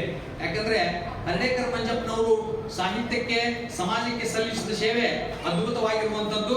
ಮಂಜಪ್ಪನವರ ಅಣ್ಣ ಮೊದಲಿಂಗಪ್ಪನವರು ಆ ಕಾಲದಲ್ಲಿ ಸರ್ಕಾರಿ ನೌಕರಿಗೆ ಸೇರಿದ್ರು ಕೂಡ ಅವರು ತಮ್ಮ ವೇತನದಲ್ಲಿ ತಮ್ಮ ಬದುಕಿಗೆ ಆಗುವಷ್ಟನ್ನೇ ಪಡೆಯುತ್ತಿದ್ದರಂತೆ. ಇಂಗ್ಲಿಷ್ ಅಧಿಕಾರಿಗಳು ಕೇಳ್ತಿದ್ರಂತ ಅವ್ರಿಗೆ, ನೀನು ವೇತನ ಯಾಕೆ ನೀ ಪೂರ್ತಿ ತಗೊಂಡಿಲ್ಲ, ನಮ್ಮ ಕುಟುಂಬಕ್ಕೆ ಇಷ್ಟೇ ಸಾಕು, ನಮಗೆ ಅಂದ್ರೆ ಇಷ್ಟೇ ಸಾಕು ಅಂತ ಹೇಳ್ತಿದ್ರು. ಅಂದ್ರೆ ಬಸವ ತತ್ವ ಅನ್ನೋದನ್ನ ಹೇಗೆ ಅವರ ತಾಯಿ ಮಂಜಮ್ಮ ಅವರ ಮಕ್ಕಳ ತಲೆಯಲ್ಲಿ ಬಿತ್ತಿದ್ರು ಅನ್ನುವಂಥದ್ದಕ್ಕೆ ಇದೊಂದು ಉದಾಹರಣೆ. ಹಾಗಾಗಿ ಈ ಇಬ್ಬರು ಏನು ಅಂತಂದ್ರೆ ಮುಲ್ಕಿ ಪರೀಕ್ಷೆಯನ್ನ ಪಾಸ್ ಆಗಿದ್ರು ಅನ್ನೋದು ದೊಡ್ಡ ವಿಷಯ. 130 ವರ್ಷಗಳ ಹಿಂದೆ ಲಿಂಗಾಯತ ಸಮಾಜದಲ್ಲಿ ಬಹಳಷ್ಟು ಶಿಕ್ಷಣ ಕಲಿತ ಮಂದಿ ಎಲ್ಲಿದ್ರು. ಆ ಕಾರಣಕ್ಕಾಗಿ ಇವರು ಕೂಡ ಶಿಕ್ಷಣವನ್ನು ಕಲ್ತಿದ್ರು ಅನ್ನೋದಕ್ಕೆ ಒಂದು ಉದಾಹರಣೆ. ಜೊತೆಗೆ ಮಂಜಪ್ಪನವರು ಬನವಾಸಿಯಲ್ಲಿಯೇ ಮುಲ್ಕಿಯವರೆಗೆ ತಮ್ಮ ಶಿಕ್ಷಣವನ್ನು ಮುಗಿಸಿ ನಂತರದಲ್ಲಿ ಶಿರ್ಸಿಯಲ್ಲಿ ಶಿಕ್ಷಕರಾಗಿ ಮುಂದುವರಿತಾರೆ. ಶಿರ್ಸಿಯಲ್ಲಿ ಶಿಕ್ಷಕರಾಗಿ ಅವರು ಏನು ಅಂತಂದ್ರೆ ಕೆಲಸಕ್ಕೆ ಆರಂಭಿಸಿದ ಮೇಲೆ ಮಕ್ಕಳಿಗೆ ಅಚ್ಚುಮೆಚ್ಚಿನ ಶಿಕ್ಷಕರಾಗಿದ್ದೇನೋ ನಿಜ, ಆದ್ರೆ ಅವ್ರ ಮನಸ್ಸು ಮಾತ್ರ ಸಮಾಜದ ಸಂಘಟನೆ, ಧರ್ಮದ ಸುಧಾರಣೆಯತ್ತ ತುಡಿತಾ ಇತ್ತು. ನಮ್ಮ ಸಮಾಜ ಯಾವ ಪರಿಸ್ಥಿತಿಗೆ ಬಂದಿದೆ, ನಮ್ಮ ಧರ್ಮ ಇವತ್ತ ಯಾವ ನಿಟ್ಟಿನಲ್ಲಿ ಅದು ಕೆಲಸ ಮಾಡ್ತಾ ಇದೆ. ಹಾಗಾಗಿ ಅವರು ಈ ರೀತಿ ಅಚ್ಚುಮೆಚ್ಚಿನ ಶಿಕ್ಷಕರಾಗಿದ್ರು ಕೂಡ ಬಹಳ ಕಾಲ ಶಿಕ್ಷಕರಾಗಿ ಉಳಿಯದೆ ಸಮಾಜ ಸೇವೆಯಲ್ಲಿ ತಮ್ಮ ಸಮಾಜ ಸೇವೆಯೇ ಶಿವನ ಪೂಜೆ ಅನ್ನೋದನ್ನ ಅವರು ತಮ್ಮಲ್ಲಿ ಸ್ಥಾಪನೆ ಮಾಡಿಕೊಂಡಿದ್ರು. ಈ ರೀತಿಯಾಗಿ ಶಿವನ ಪೂಜೆ ಅಂತ ತಿಳ್ಕೊಂಡು ಅವರು ಸಮಾಜಮುಖಿಯಾಗಿ ಕೆಲಸ ಮಾಡೋದಕ್ಕೆ ಆರಂಭಿಸಿ ತಮ್ಮ ನೌಕರಿಗೆ ರಾಜೀನಾಮೆ ಕೊಟ್ಟರು. ಅಂದಿನ ಶಿಕ್ಷಣ ಇಲಾಖೆ, ಅಂದಿನ ಸರ್ಕಾರ ಮಂಜಪ್ಪನವರು ರಾಜೀನಾಮೆ ಕೊಡೋದಕ್ಕೆ ಸ್ವೀಕಾರ ಮಾಡೋದಕ್ಕೆ ತಯಾರಿರಲಿಲ್ಲ. ನಿಮ್ಮಂತ ಅದ್ಭುತ ಶಿಕ್ಷಕರು ನಮ್ಮ ಇವತ್ತಿನ ಸಮಾಜಕ್ಕೆ, ಈ ನಾಡಿಗೆ ಬೇಕಾಗಿದ್ದಾರೆ, ನೀವು ಹೋಗ್ಬೇಡ್ರಿ ಅಂತ ಕೇಳಿದಾಗ ಇಲ್ಲ, ಸಮಾಜದ ಜನರು, ಧರ್ಮದ ಜನರು ನನ್ನನ್ನು ಕೈ ಬೀಸಿ ಕರೀತಾ ಇದ್ದಾರೆ, ನನಗೆ ಇಲ್ಲಿ ಕೆಲಸ ಇಲ್ಲ ಅಂತ ಹೇಳಿ ಅವರು ಬಿಟ್ಟು ಹೋಗ್ಬಿಡ್ತಾರೆ. ನಂತರದಲ್ಲಿ ಪತ್ರಿಕೋದ್ಯಮವನ್ನು ಆರಂಭಿಸಿ ಧನುರ್ಧಾರಿ ಅನ್ನುವಂಥ ಪತ್ರಿಕೆಯನ್ನು ಆರಂಭಿಸಿ ಸಮಾಜದ ಓರೆಕೋರೆಗಳನ್ನ ತಿದ್ದ ತೊಡುತ್ತಾರೆ. ಧನುರ್ಧಾರಿ ಅನ್ನುವಂಥ ಪತ್ರಿಕೆ ಸಮಾಜದ ಜನರ ಕಣ್ಣನ್ನ ತೆರೆಸೋದಕ್ಕೆ ಆರಂಭ ಮಾಡ್ತದೆ. ಆರಂಭದಲ್ಲಿ ದಾವಣಗೆರೆಯವರ ಕಾರ್ಯಕ್ಷೇತ್ರವಾಗಿತ್ತು. ದಾವಣಗೆರೆಯ ಮೂಲಕ ಇಡೀ ಕರ್ನಾಟಕವನ್ನು ಮುಟ್ಟುವ ಪ್ರಯತ್ನವನ್ನು ಮಾಡ್ತಾ ಇದ್ರು. ಕರ್ನಾಟಕ ಕಂಡ ಅಂದು ಧೀಮಂತ ರಾಜಕಾರಣಿ, ಮಾಜಿ ಮುಖ್ಯಮಂತ್ರಿಗಳಾಗಿರ್ತಕ್ಕಂತಹ ಲಿಂಗೈಕ್ಯ ಎಸ್ ನಿಜಲಿಂಗಪ್ಪನವರು, ಅವರು ಯಾವ ಇಂಗ್ಲಿಷ್ ಟೀಚರ್ ಕೈಯಲ್ಲಿ ಕಲಿತಾ ಇದ್ರು ಅದೇ ಇಂಗ್ಲಿಷ್ ಟೀಚರು ಮಂಜಪ್ಪನವ್ರಿಗೂ ಇಂಗ್ಲಿಷ್ ಕಲಿಸಿದ್ರು. ನಿಜಲಿಂಗಪ್ಪನವರು ಚಿಕ್ಕವರಿದ್ದಾಗ ಸ್ವಲ್ಪ ಉಡಾಳಿದ್ರಂತೆ. ಅವರ ಉಡಾಳತನವನ್ನು ನೋಡಿದೆ ಅವರ ಇಂಗ್ಲಿಷ್ ಕಲಿಸ್ತಕ್ಕಂಥ ಶಿಕ್ಷಕರು ಮಂಜಪ್ಪನವರನ್ನ ಒಮ್ಮೆ ಇವರು ನಮ್ಮ ಎಸ್ ನಿಜಲಿಂಗಪ್ಪನವ್ರನ್ನ ಒಮ್ಮೆ ಬಡದು ಹೇಳಿದ್ರಂತ, ವಿದ್ಯಾರ್ಥಿಗಳು ಹೆಂಗಿರಬೇಕು ಅಂತ ತೋರಿಸ್ತಾನೆ ಬಾನಿಂದ ಅಂತ ಕರ್ಕೊಂಡು ಹೋದ್ರಂತೆ. ದಾವಣಗೆರೆ ಗೌಳಿಗೆರೆ ಪೇಟೆಯಲ್ಲಿ ಒಂದು ಸಾಧಾರಣ ಹೆಂಚಿನ ಮನೆ, ಅಲ್ಲಿ ಒಂದು ಕಪ್ಪು ಹಲಿಗೆ, ಅದರ ಮೇಲೆ ಧನುರ್ಧಾರಿ ಪತ್ರಿಕೆ ಅಂತ, ಕನ್ನಡ ಪತ್ರಿಕೆ ಅಂತ ಬರೆದಿತ್ತು. ಆ ಧನುರ್ಧಾರಿ ಕನ್ನಡ ಪತ್ರಿಕೆಗೆ ಅನೇಕರು ರಾತ್ರಿ ಕೀಟಲೆ ಮಾಡಿದ್ದ ಉಂಟು. ಅದಕ್ಕೆ ಏನೋ ಮಸಿ ಬಡೋದು, ಬಣ್ಣ ಬಡೋದು, ಬೋರ್ಡ್ ಕಿತ್ತೋಗೋದು, ಅದಕ್ಕೆ ಬೆಂಕಿ ಹಚ್ಚಿದ್ರು. ಆದ್ರೂ ಕೂಡ ಅದು ಆದ ಮರುಕ್ಷಣವೇ ಹೊಸ ಬೋರ್ಡಲ್ಲಿ ನಿಲ್ತಾ ಇತ್ತು. ಇದು ಮಂಜಪ್ಪನವರ ಗಟ್ಟಿತನಕ್ಕೆ ಒಂದು ಉದಾಹರಣೆ. ಅದನ್ನ ನಿಜಲಿಂಗಪ್ಪನವರು ಎಲ್ಲೋ ಒಂದು ಕಡೆ ಹೇಳ್ತಾರೆ, ಹರ್ಡೇಕರ್ ಮಂಜಪ್ಪನವರಂತ ಗಟ್ಟಿ ವ್ಯಕ್ತಿಯನ್ನ ನಾನು ರಾಜಕಾರಣದಲ್ಲಿ, ಸಮಾಜದಲ್ಲಿ, ಧರ್ಮದಲ್ಲಿ ನೋಡಿಲ್ಲ ಅಂತ ಹೇಳ್ತಾರೆ ಅವರು. ಅಂತ ಒಂದು ಗಟ್ಟಿ ವ್ಯಕ್ತಿತ್ವ. ಕೊನೆಗೆ ಅವರು ಈ ದಾವಣಗೆರೆ ಗೌಳಿಗೆರೆ ಪೇಟೆಯೊಳಗೆ ಇದ್ದಂತ ಅವರ ಪತ್ರಿಕಾ ಕಾರ್ಯಾಲಯಕ್ಕೆ ಇಂಗ್ಲಿಷ್ ಶಿಕ್ಷಕರು ನಿಜಲಿಂಗಪ್ಪನವ್ರನ್ನ ಕರ್ಕೊಂಡು ಹೋದಾಗ ಸಣ್ಣದೊಂದು ಕೋಲಿ, ಅದರಲ್ಲಿ ಧನುರ್ಧಾರಿ ಪತ್ರಿಕೆ ಸಂಪಾದಕರು ಟೇಬಲ್ ಮೇಲೆ ಕುಳಿತುಕೊಂಡು ಧನುರ್ಧಾರಿ ಪತ್ರಿಕೆಯನ್ನ ಕೆಲಸ ಮಾಡ್ತಾ ಇರ್ತಾರೆ. ಶಿಕ್ಷಕರು ಹೋದಾಗ ಅವ್ರ ಕಡೆ ಲಕ್ಷ್ಯ ಕೊಡಲ್ಲ, ಅವ್ರ ಜೊತೆಗೆ ಯಾರು ಬಂದಾರ ಅಂತ ಲಕ್ಷ್ಯ ಕೊಡಲ್ಲ. ಏನ್ ಬೇಕಾಗಿತ್ತು ಅಂತ ಕೇಳ್ತಾರೆ ಅವರು, ಮೆಳಿ ಜೋಡಿಸ್ತಾ. ಅವಾಗ ಶಿಕ್ಷಕರು ಹೇಳ್ತಾರೆ, ಇವರು ಈ ರೀತಿ ಇರಬೇಕು, ವಿದ್ಯಾರ್ಥಿಯಾಗಿ ಇದ್ರೆ ಈ ರೀತಿಯಾಗಿರ್ಬೇಕು ಅಂತ ಧ್ವನಿ ಎತ್ತರಿಸಿ ಹೇಳಿದಾಗ ಮುಖ ಮೇಲೆತ್ತಿದ ಮಂಜಪ್ಪನವರು ಎದ್ದು ಗುರುಗಳ ಕಾಲಿಗೆ ನಮಸ್ಕಾರ ಮಾಡಿ ಅವರನ್ನ ತಮ್ಮ ಕುರ್ಚಿ ಕೂಡಿಸ್ತಾರೆ. ಆ ಇಂಗ್ಲಿಷ್ ಶಿಕ್ಷಕರು ಹೇಳ್ತಾರೆ, ನೀನು ನಿಜವಾಗಿಯೂ ಧನುರ್ಧಾರಿನೇ, ಪತ್ರಿಕೆ ಮಾತ್ರ ಅಲ್ಲ, ನೀನೇ ಧನುರ್ಧಾರಿ, ಅಂದ್ರೆ ನೀನು ಅರ್ಜುನ ಇದ್ದಂತೆ.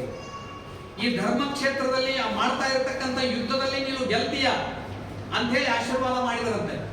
ಆಗ ನಿಜಲಿಂಗಪ್ಪನವ್ರಿಗೆ ಈ ಹರ್ಡೇಕರ್ ಮಂಜಪ್ಪನವರ ವ್ಯಕ್ತಿತ್ವ ಪ್ರಭಾವ ಬೀರ್ತು.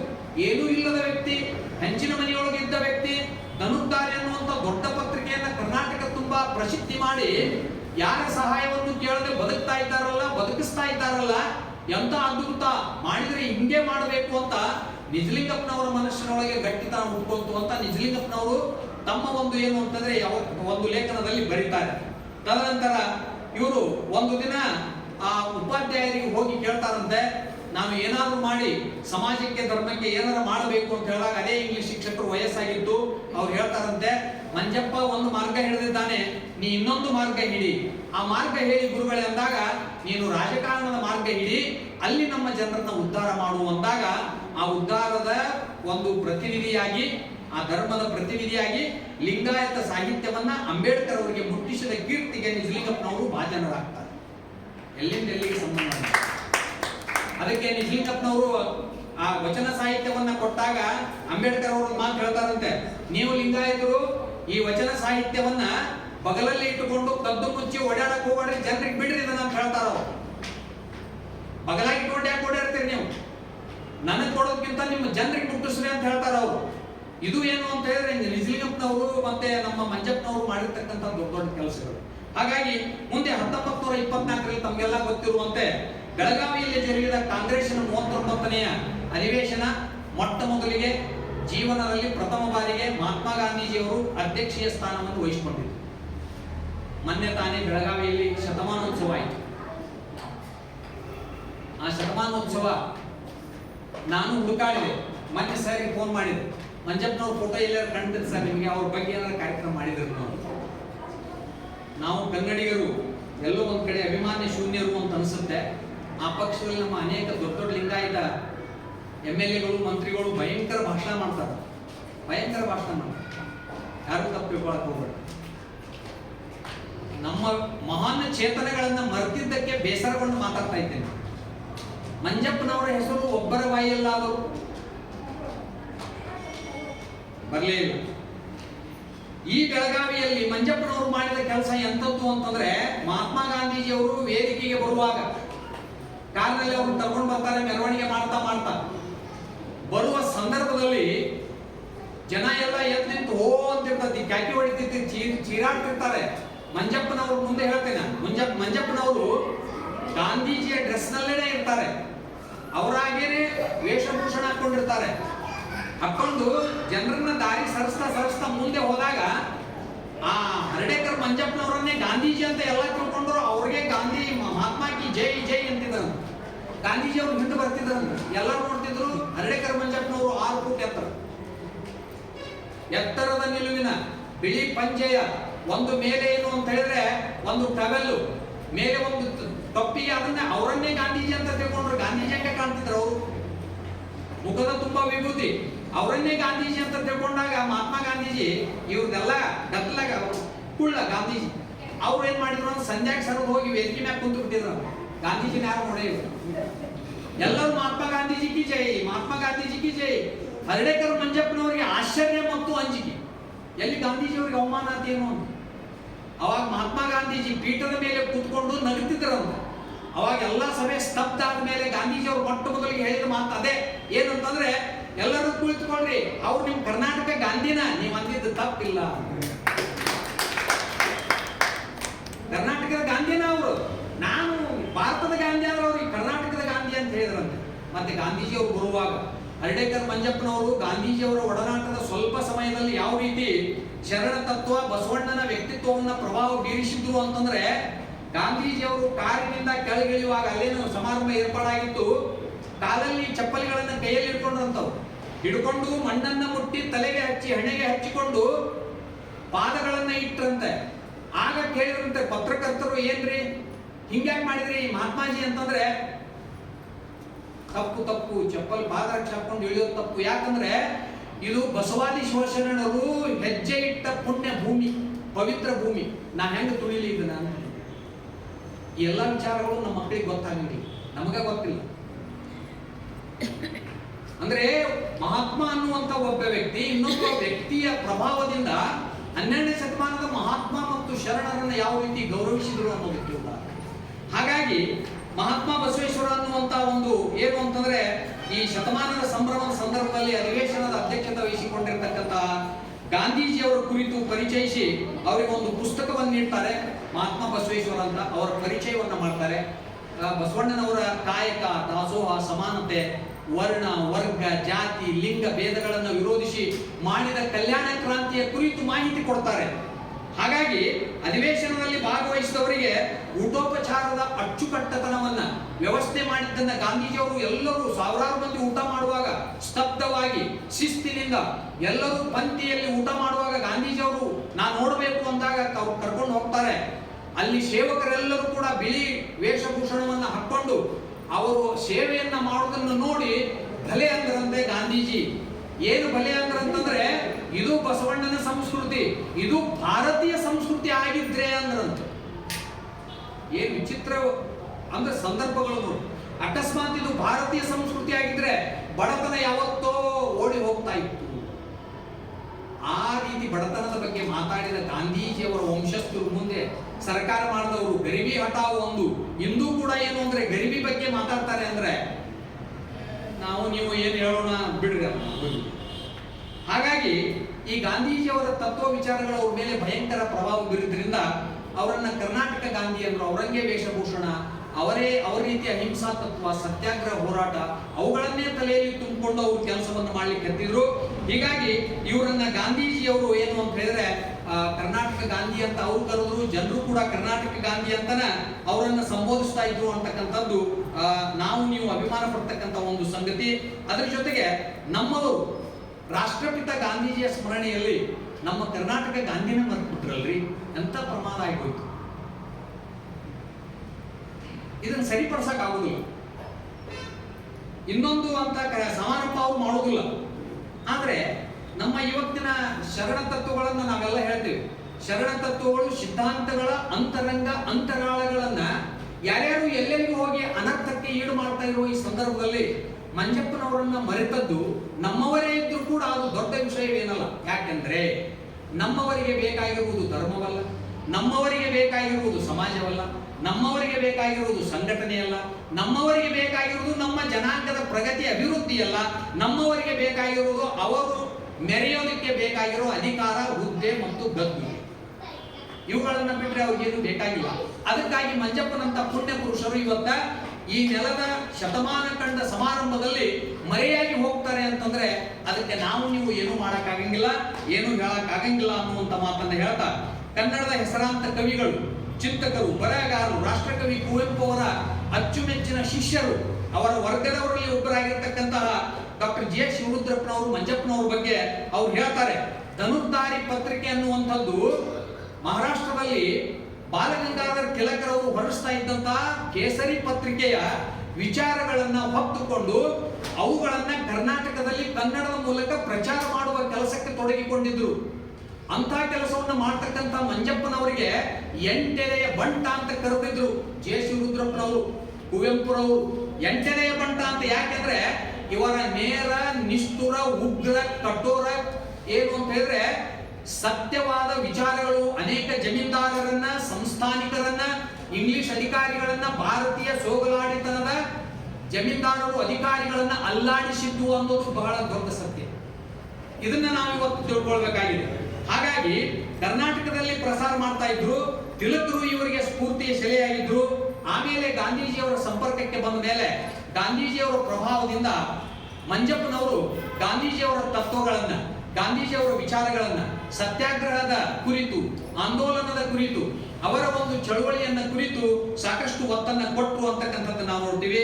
ಈ ಗಾಂಧೀಜಿಯವರ ಸತ್ಯಾಗ್ರಹ ತತ್ವಗಳನ್ನ ಕಾರ್ಯಗತಗೊಳಿಸೋದಕ್ಕೆ ಬ್ರಹ್ಮಚರ್ಯವನ್ನ ಅವರು ಸ್ವೀಕಾರ ಮಾಡಿದರು. ಬ್ರಹ್ಮಚರ್ಯವನ್ನ ಸ್ವೀಕಾರ ಮಾಡಿ ನಾನು ಮದುವೆ ಸಂಸಾರ ಅಂತ ಹೋಗೋದಿಲ್ಲ, ನನ್ನ ಈ ಬದುಕು, ಈ ದೇಹ, ಈ ದೇಶ, ಈ ಮಣ್ಣಿಗೆ ಅಂತ ಪ್ರತಿಜ್ಞೆ ಮಾಡಿದ್ರು ಅಂತಕ್ಕಂಥದ್ದು ನಾವು ನೋಡ್ತೇವೆ.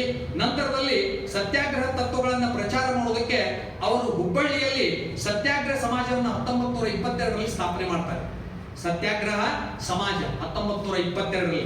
ನಂತರದಲ್ಲಿ 1924ರಲ್ಲಿ ಹರಿಹರದಲ್ಲಿ ಸತ್ಯಾಗ್ರಹ ಆಶ್ರಮವನ್ನು ಸ್ಥಾಪನೆ ಮಾಡ್ತಾರೆ. ನೋಡ್ರಿ, ದೇಶದ ಕೆಲಸವನ್ನ ಹೇಗೆ ಮಾಡ್ತಾರೆ. ಇವು ನಮ್ಮ ಮಕ್ಕಳಿಗೆ ನಮಗೆ ಗೊತ್ತಿಲ್ಲ.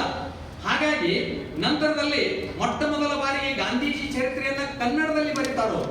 ಕನ್ನಡದಲ್ಲಿ ಬರೋದು ಗಾಂಧೀಜಿ ಯಾರು, ಗಾಂಧೀಜಿ ಏನು, ಅವರ ತತ್ವ ಮಾರ್ಗ ಏನು, ರಾಷ್ಟ್ರಕ್ಕೆ ಸ್ವಾತಂತ್ರ್ಯ ಹೋರಾಟಕ್ಕೆ ಅವರ ಕೊಡುಗೆ ಏನು ಅನ್ನೋದ್ರ ಬಗ್ಗೆ ಕನ್ನಡದಲ್ಲಿ ಬರೀತಾರೆ.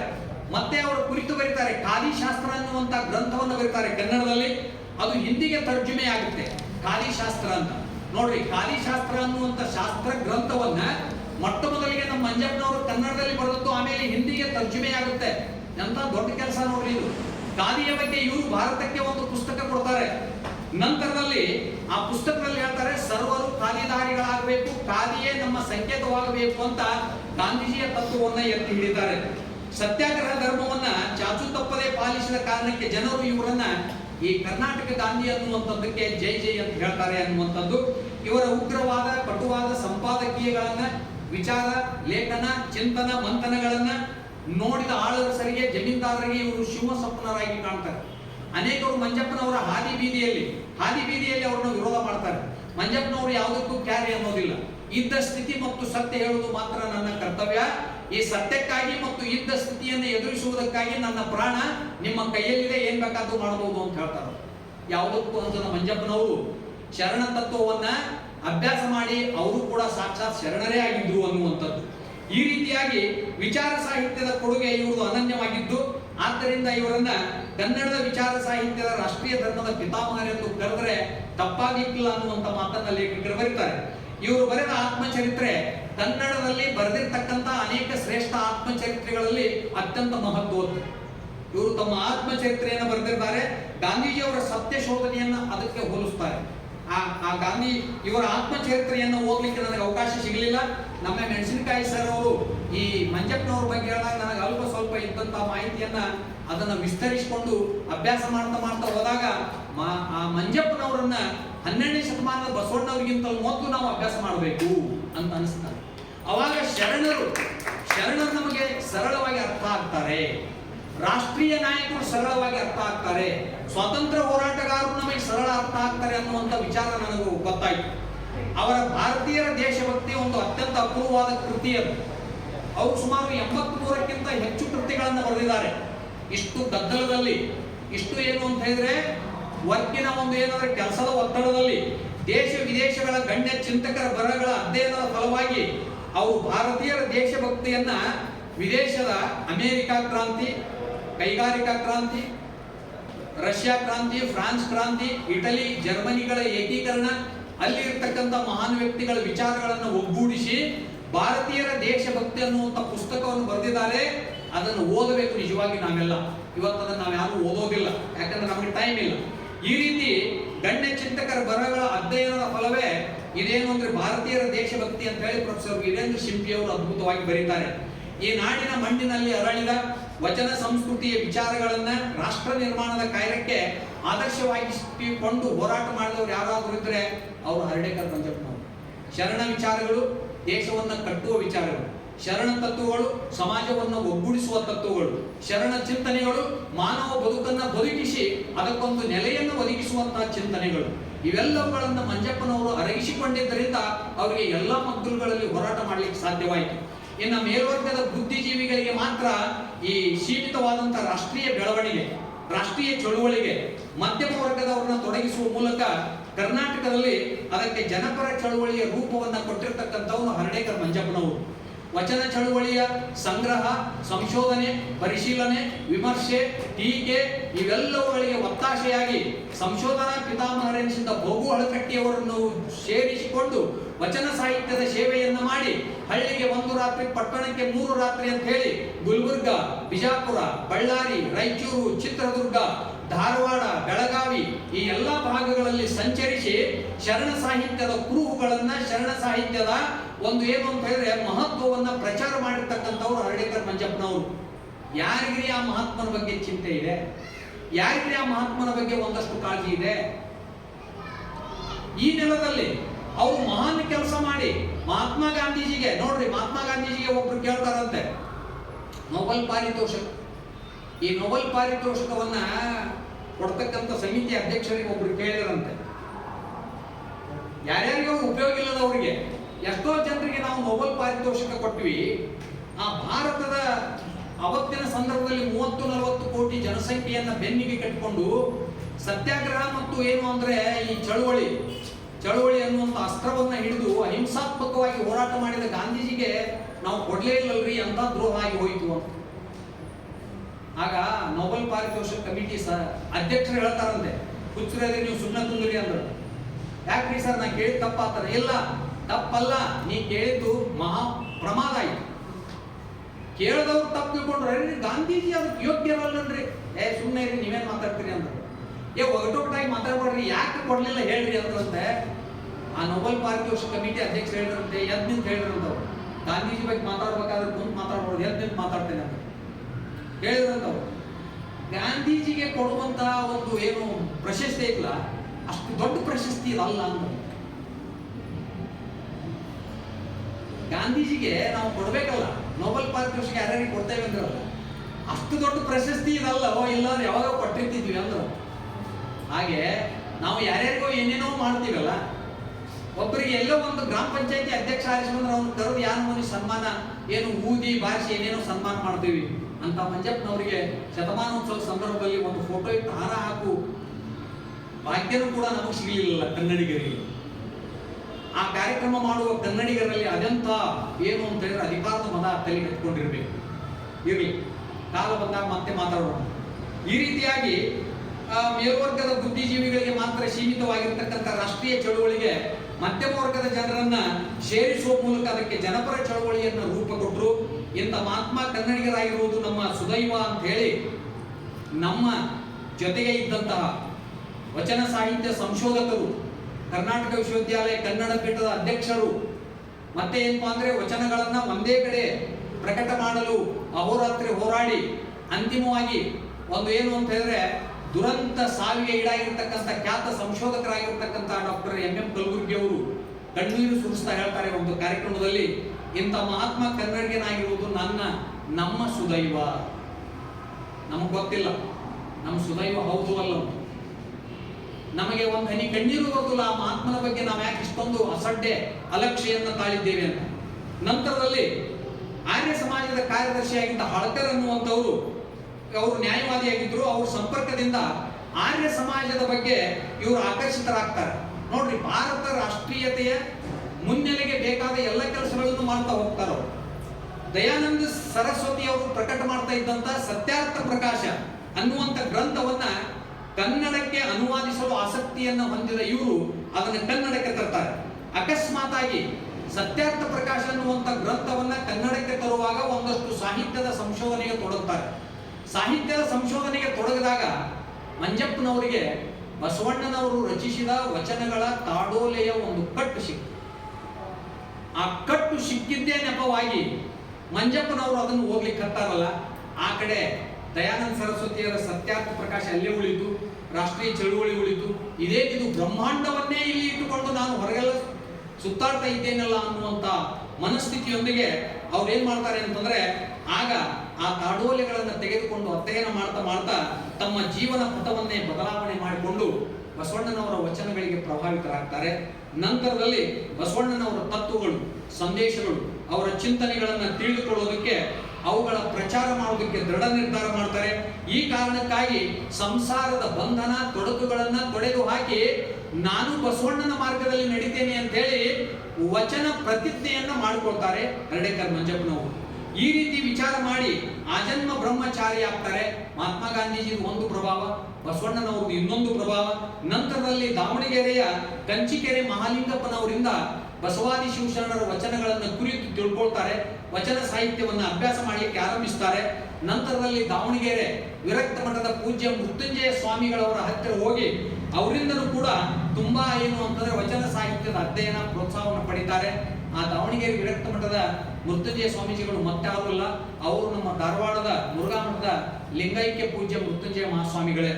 ಇದರಿಂದ ಪ್ರೇರಿತರಾದ ಇವರು ವೀರಶೈವ ತರುಣ ಸಂಘವನ್ನು ಸ್ಥಾಪನೆ ಮಾಡ್ತಾರೆ. ಅದಕ್ಕೆ ಲಿಂಗಾಯತ ಧರ್ಮ ಮತ್ತು ಬಸವಣ್ಣನ ಧರ್ಮಗಳನ್ನ ಪ್ರಚಾರ ಮಾಡೋದಕ್ಕೆ ವೀರಶೈವ ಸಮಾಜ ಸಂಘವನ್ನ ಸ್ಥಾಪನೆ ಮಾಡ್ತಾರೆ. ಭಜನಾ ಸಂಘ ಸ್ಥಾಪನೆ ಮಾಡ್ತಾರೆ. ವೀರಶೈವ ಹಿತೋಪದೇಶ ಸಂಘವನ್ನ ಸ್ಥಾಪನೆ ಮಾಡ್ತಾರೆ. ನಂತರದಲ್ಲಿ ಮೊದಲಾದ ಸಂಘಗಳನ್ನು ಸ್ಥಾಪನೆ ಮಾಡಿ ಶ್ರಾವಣ ಮಾಸದ ಉಪನ್ಯಾಸ ಮಾಲೆಗಳನ್ನು ಏರ್ಪಡಿಸಿ ನಗರಗಳಿಗೆ, ಹಳ್ಳಿಗಳಿಗೆ, ಪಟ್ಟಣಗಳಿಗೆ ಅವನ್ನ ಪ್ರಸಾರ ಮಾಡ್ತಾರೆ. ದಿನಗಳಿದಂತೆ ಬಸವಣ್ಣನವರ ಜಯಂತಿಯನ್ನು ನಾವು ಯಾಕೆ ಆಚರಿಸುವುದಿಲ್ಲ ಅನ್ನೋದು ಅವ್ರು ತಲೆ ಆಗ್ತದೆ.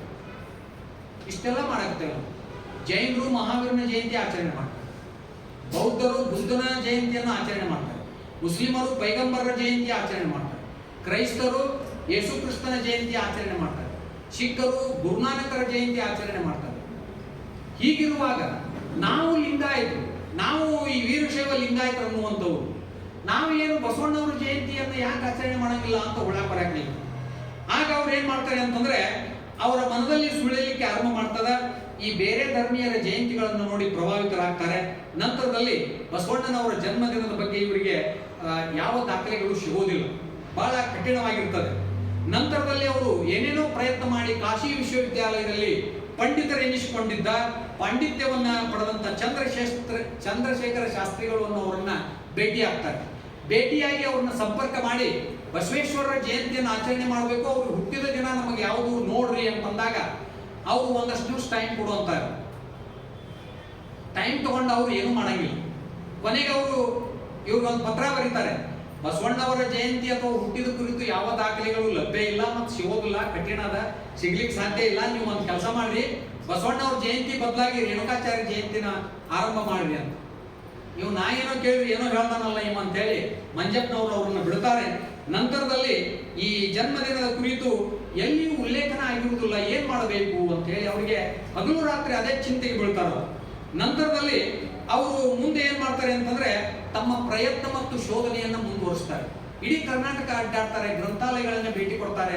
ಯಾರೋ ವಚನ ಹೇಳ್ತಾರೆ ಅಂದ್ರೆ ಅವ್ರ ಹತ್ರ ಹೋಗ್ತಾರೆ. ಈ ಹಸಿದ ಕರು ತಾಯಿಯ ಹಾಲನ್ನ ಹುಡುಕಿ ಹೇಗೆ ಅಲೆದಾಡ್ತದೆ, ಬಸವ ಜಯಂತಿಯ ದಿನಾಂಕವು ವರ್ಷವನ್ನ ಹುಡುಕಾಡೋದಕ್ಕೆ ತಿಂಗಳುಗಟ್ಲೆ ವಾರಗಟ್ಲೆ ಉಪವಾಸ ಇದ್ದು ನಿದ್ರೆಗೆಟ್ಟು ಕಾಲ್ನಡಿಗೆ ಚಕ್ಕಡಿ ಕೆಲವೊಂದಿಷ್ಟು ಸಾರಿ ಆ ಗ್ರಾಮೀಣ ಪ್ರದೇಶದಲ್ಲಿ ಕತ್ತೆಗಳ ಮೇಲೆ ಪ್ರಯಾಣ ಮಾಡ್ತಾರೆ. ಪಾಪ ಯಾರಿಗೆ ಮಾಡಿದ್ರು ಅವರು? ಅವ್ರ ಇತಿಹಾಸವನ್ನು ಓದುವಾಗ ನನಗೆ ತಲೆ ಹಾಕಿದ್ರೆ ಯಾರಿಗೆ ಮಾಡಿದೆಪ್ಪ ನೀನು ಅಂತ ಅವ್ರ ಮ್ಯಾಗ ಸಿಟ್ಟು ಬಂತ. ನಮ್ಮಂತ ಕೃತಜ್ಞರಿಗೆ ಈ ಕೆಲಸ ಮಾಡಿರೋದು ಏನೋ ಅಪ್ಪ ಪುಣ್ಯಾತ್ಮ ಅಂತ ಅನಿಸ್ತಾನೆ. ಏನು ಅದ್ಭುತವಾದಂತ ವ್ಯಕ್ತಿತ್ವ ನೋಡ್ರಿ. ಕೊನೆಗೆ ಅವ್ರು ಏನ್ ಮಾಡಿದ್ರು ಅಂತಂದ್ರೆ ಆ ಪ್ರಯತ್ನ ಮಾಡ್ತಾ ಮಾಡ್ತಾ ಈ ವೀರಶೈವ ಅಥವಾ ಈ ಲಿಂಗಾಯತ ತತ್ವ ಸಿದ್ಧಾಂತಗಳ ಖ್ಯಾತ ವಿದ್ವಾಂಸರೆನಿಸಿಕೊಂಡಂತಹ ಅಂದಿನ ಮೈಸೂರಿನ ಖ್ಯಾತ ಪಂಡಿತರು, ವಚನ ಸಾಹಿತ್ಯದ ಬಗ್ಗೆ ಅತ್ಯಂತ ಏನು ಅಧಿಕಾರಿತವಾಗಿ ಮಾತನಾಡ್ತಕ್ಕಂಥವ್ರು, ಅವರು ಕರಿಬಸವ ಶಾಸ್ತ್ರಿಗಳಿಗೆ ಒಂದು ಪತ್ರ ಬರೀತಾರೆ. ಅವರ ವಿಳಾಸ ಎಲ್ಲ ತೆಗೆದು ಪತ್ರ ಬರೆದ ಮೇಲೆ ಅವರು ಅಂತಾರೆ, ಉತ್ತರವಾಗಿ ಎಲ್ಲ ಹುಡುಕಾಡಿ ಆ ಕರಿಬಸವ ಶಾಸ್ತ್ರಿಗಳು ಏನ್ ಮಾಡ್ತಾರೆ ಅಂತಂದ್ರೆ ಮಂಜಪ್ಪನವ್ರಿಗೆ ಒಂದು ಪತ್ರ ಬರೀತಾರೆ. ಪತ್ರ ಬರೆದು ಹೇಳ್ತಾರೆ, ಅವರು ಆ ಪತ್ರದಲ್ಲಿ ಹೇಳ್ತಾರೆ, ಮಂಜಪ್ಪನವ್ರೆ, ನಿಮ್ಮ ಇಷ್ಟು ದಿವಸದ ತಪಸ್ಸು ಫಲ ಕೊಟ್ಟೈತಿ, ಎಲ್ಲೋ ನನ್ನ ಕಡೆ ಒಂದು ಆಶಾಕಿರಣವಾಗಿ ಒಂದಷ್ಟು ವಿಷಯ ಸಿಕ್ಕತ್ತೆ, ಅದನ್ನ ನಿಮ್ಗೆ ಕೊಡ್ತೇನೆ, ಅದನ್ನ ಮುಂದೆ ನೀವು ಮತ್ತೇನ್ ಮಾಡ್ಕೊಂತೀರಿ ನೋಡ್ರಿ ಅಂತ ಹೇಳಿ ಅವ್ರು ಹೇಳ್ತಾರೆ ಪತ್ರದಲ್ಲಿ. ಬಸವಾಭಿಮಾನಿ ಬಸವ ಭಕ್ತ ಏನು ಮಹಾತ್ಮ ಗಾಂಧೀಜಿಯ ಏನು ಅಂತಂದ್ರೆ ನೆರಳೇ ಆಗಿರುವಂತಹ ಮಂಜಪ್ಪನವರೇ, ನಿಮಗೆ ದೀರ್ಘದಂಡ ನಮಸ್ಕಾರಗಳು ಅಂತ ಹೇಳಿ ಹೇಳ್ತಾರೆ ಅವರು. ವ್ಯಾಸೋಕ್ತ ಬಸವ ಪುರಾಣದಲ್ಲಿರುವಂತೆ, ವ್ಯಾಸೋಕ್ತ ಬಸವ ಪುರಾಣದಲ್ಲಿರುವಂತೆ ಬಸವೇಶ್ವರರ ಜನನ ಕಾಲದಲ್ಲಿದ್ದ ಗ್ರಹಗಳ ಶ್ಲೋಕವೊಂದನ್ನ ಅವರು ಬರೆದು ಕಳಿಸ್ತಾರೆ.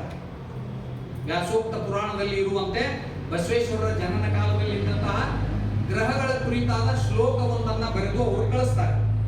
ಇದರಿಂದ ಅತ್ಯಂತ ಸಂಭ್ರಮಿತರಾದ ಆನಂದ ಪಟ್ಟಂತಹ ಹರ್ಡೇಕರ್ ಮಂಜಪ್ಪನವರು ಸಂಸ್ಕೃತ ಪಂಡಿತರಾಗಿರ್ತಕ್ಕಂತಹ ಈ ಯಾವುದು ಬಳ್ಳಾರಿ ಹರಪನಹಳ್ಳಿಯ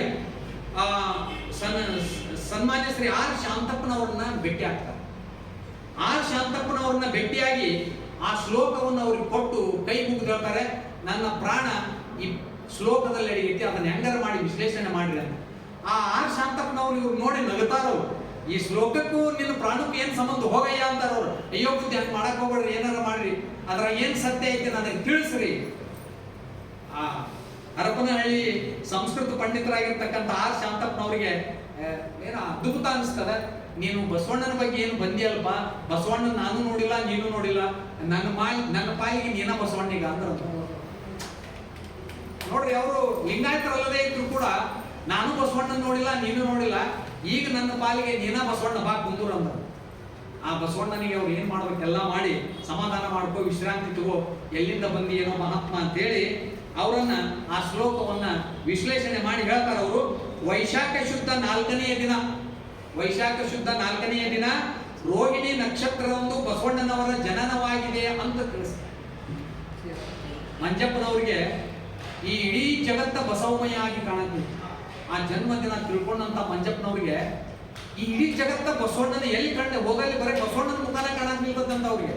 ಅಂದ್ರೆ ಅವರು ಆ ವ್ಯಕ್ತಿ ಬಸವಣ್ಣನನ್ನ ಯಾವ ರೀತಿ ತಲೆ ಹಾಕಿಕೊಂಡಿದ್ರು, ಹೃದಯಕ್ಕೆ ಇಳಿಸ್ಕೊಂಡಿದ್ರು, ಅಂದ್ರೆ ಒಂದು ಕೆಲಸ ಹಿಡಿದಾಗ ಯಾವ ರೀತಿ ಅದನ್ನು ಮುಟ್ಟಿಸ್ಬೇಕು ಅನ್ನುವಂತ ಒಂದು ಪ್ರತಿಜ್ಞೆಯನ್ನು ಕೈಗೊಳ್ತಾ ಇದ್ರು ಅಂತ. ಇದು ಶರಣ ತತ್ವಕ್ಕಿರುವ ಸಾಮರ್ಥ್ಯ ಮತ್ತು ಶಕ್ತಿ. ಅದು ಮಂಜಪ್ಪನವರಿಗೆ ಬಂದಿತ್ತು. ಆಗ ಮಂಜಪ್ಪನವರು ಅವರ ಆನಂದಕ್ಕೆ ಪಾರವೇ ಇರಲಿಲ್ಲ. ಆ ವಿಶ್ಲೇಷಣೆ ಮಾಡಿದಂತಹ ಪತ್ರವನ್ನ ಹಸ್ಕೊಂಡು ಅವ್ರ ಊಟ, ಅವ್ರು ಮಾಡಿರ್ತಕ್ಕಂಥ ಸನ್ಮಾನ ಮಾಡಿರ್ತಕ್ಕಂಥ ಶಾಲು ಹಣ್ಣು ಏನೇನೋ ಇದ್ದು ಆ ಏನು ಅಂತಂದ್ರೆ ಶಾಂತಪ್ಪನವ್ರ ಮನೆಯೊಳಗೆ ಬಿಟ್ಟು ಅಲ್ಲಿಂದ ಹೊರಟು ಬಂದ್ರು. ಎಲ್ಲಿಗೆ? ದಾವಣಗೆರೆ ಬಂದ್ರು. ವಿರಕ್ತ ಮಠದ ಪೂಜ್ಯ ಮೃತ್ಯುಂಜಯ ಸ್ವಾಮಿಗಳ ಬಂದು ಅಡ್ಡ ಬಿದ್ದರು. ಮಂಜಪ್ಪ ಯಾಕೆ ಹಿಂಗ್ ಮಾಡ್ತೀರಿ, ವಿಶ್ರಾಂತಿ ಆರಾಮ್ ತಗೊಳ್ರಿ. ಇಲ್ಲ ಪೂಜ್ಯರೇ, ಇವತ್ತ ನನ್ನ ಬದುಕು ಸಾರ್ಥಕ ಆಯ್ತು. ಏನಾಯ್ತು? ಅಯ್ಯೋ, ಗುರು ಬಸವಣ್ಣನವರ ಜನ್ಮದಿನ ಇವತ್ತು ನನಗೆ ಗೊತ್ತಾಗಿ ಹೋಯ್ತು. ಆ ಮೃತ್ಯುಂಜಯ ಸ್ವಾಮಿಗಳಿಗೂ ಕೂಡ ಅಷ್ಟೇ ಖುಷಿ ಆಯ್ತು, ಅಷ್ಟೇ ಸಂತೋಷ. ಏನ್ ಸಂತೋಷ! ಇಬ್ಬರು ಕೂಡಿ ಇಡೀ ಲೋಕವನ್ನೇ ಗೆದ್ವಿ ಅನ್ನುವಂತ ಭಾವನೆಯಲ್ಲಿ ತೇಲಾಡ್ತಾರೆ. ಯಾರು? ಮೃತ್ಯುಂಜಯ ಪ್ರಭು ಮತ್ತೆ ಹರಡೇಕರ್ ಮಂಜಪ್ಪನವರು. ನೋಡ್ರಿ, ನಾವು ಬಸವೇಶ್ವರ ಜಯಂತಿ ಆಚರಣೆ ಮಾಡ್ಬೇಕಾದ್ರೆ 3 ಮುಗಿತೀವಿ. ಪ್ರೊಸೆಷನ್ ಇದ್ರೆ 1/2 ತಾಸು ಹೋಗಂಗಿಲ್ಲ. ಎಲ್ಲರ ಆ ಪುಣ್ಯಾತ್ಮನ ಕಾರ್ಯಕ್ರಮ ಐತಿ ಅಂತ ಅಟೆಂಡ್ ಆಗಂಗಿಲ್ಲ. ಈ ಇಬ್ರು ವ್ಯಕ್ತಿಗಳಿಗೆ ನೋಡ್ರಿ, ಅದೇ ಬಸವಣ್ಣ ಯಾಕೆ ಅಷ್ಟು ಬೇಕಾದವ್ರಿಗೆ? ಅವ್ರ ಶ್ರಮ ಒಂದು ಕಾಲಕ್ಕೆ ನಾವು ಲೆಕ್ಕ ಹಾಕ್ಬೇಕಲ್ಲ.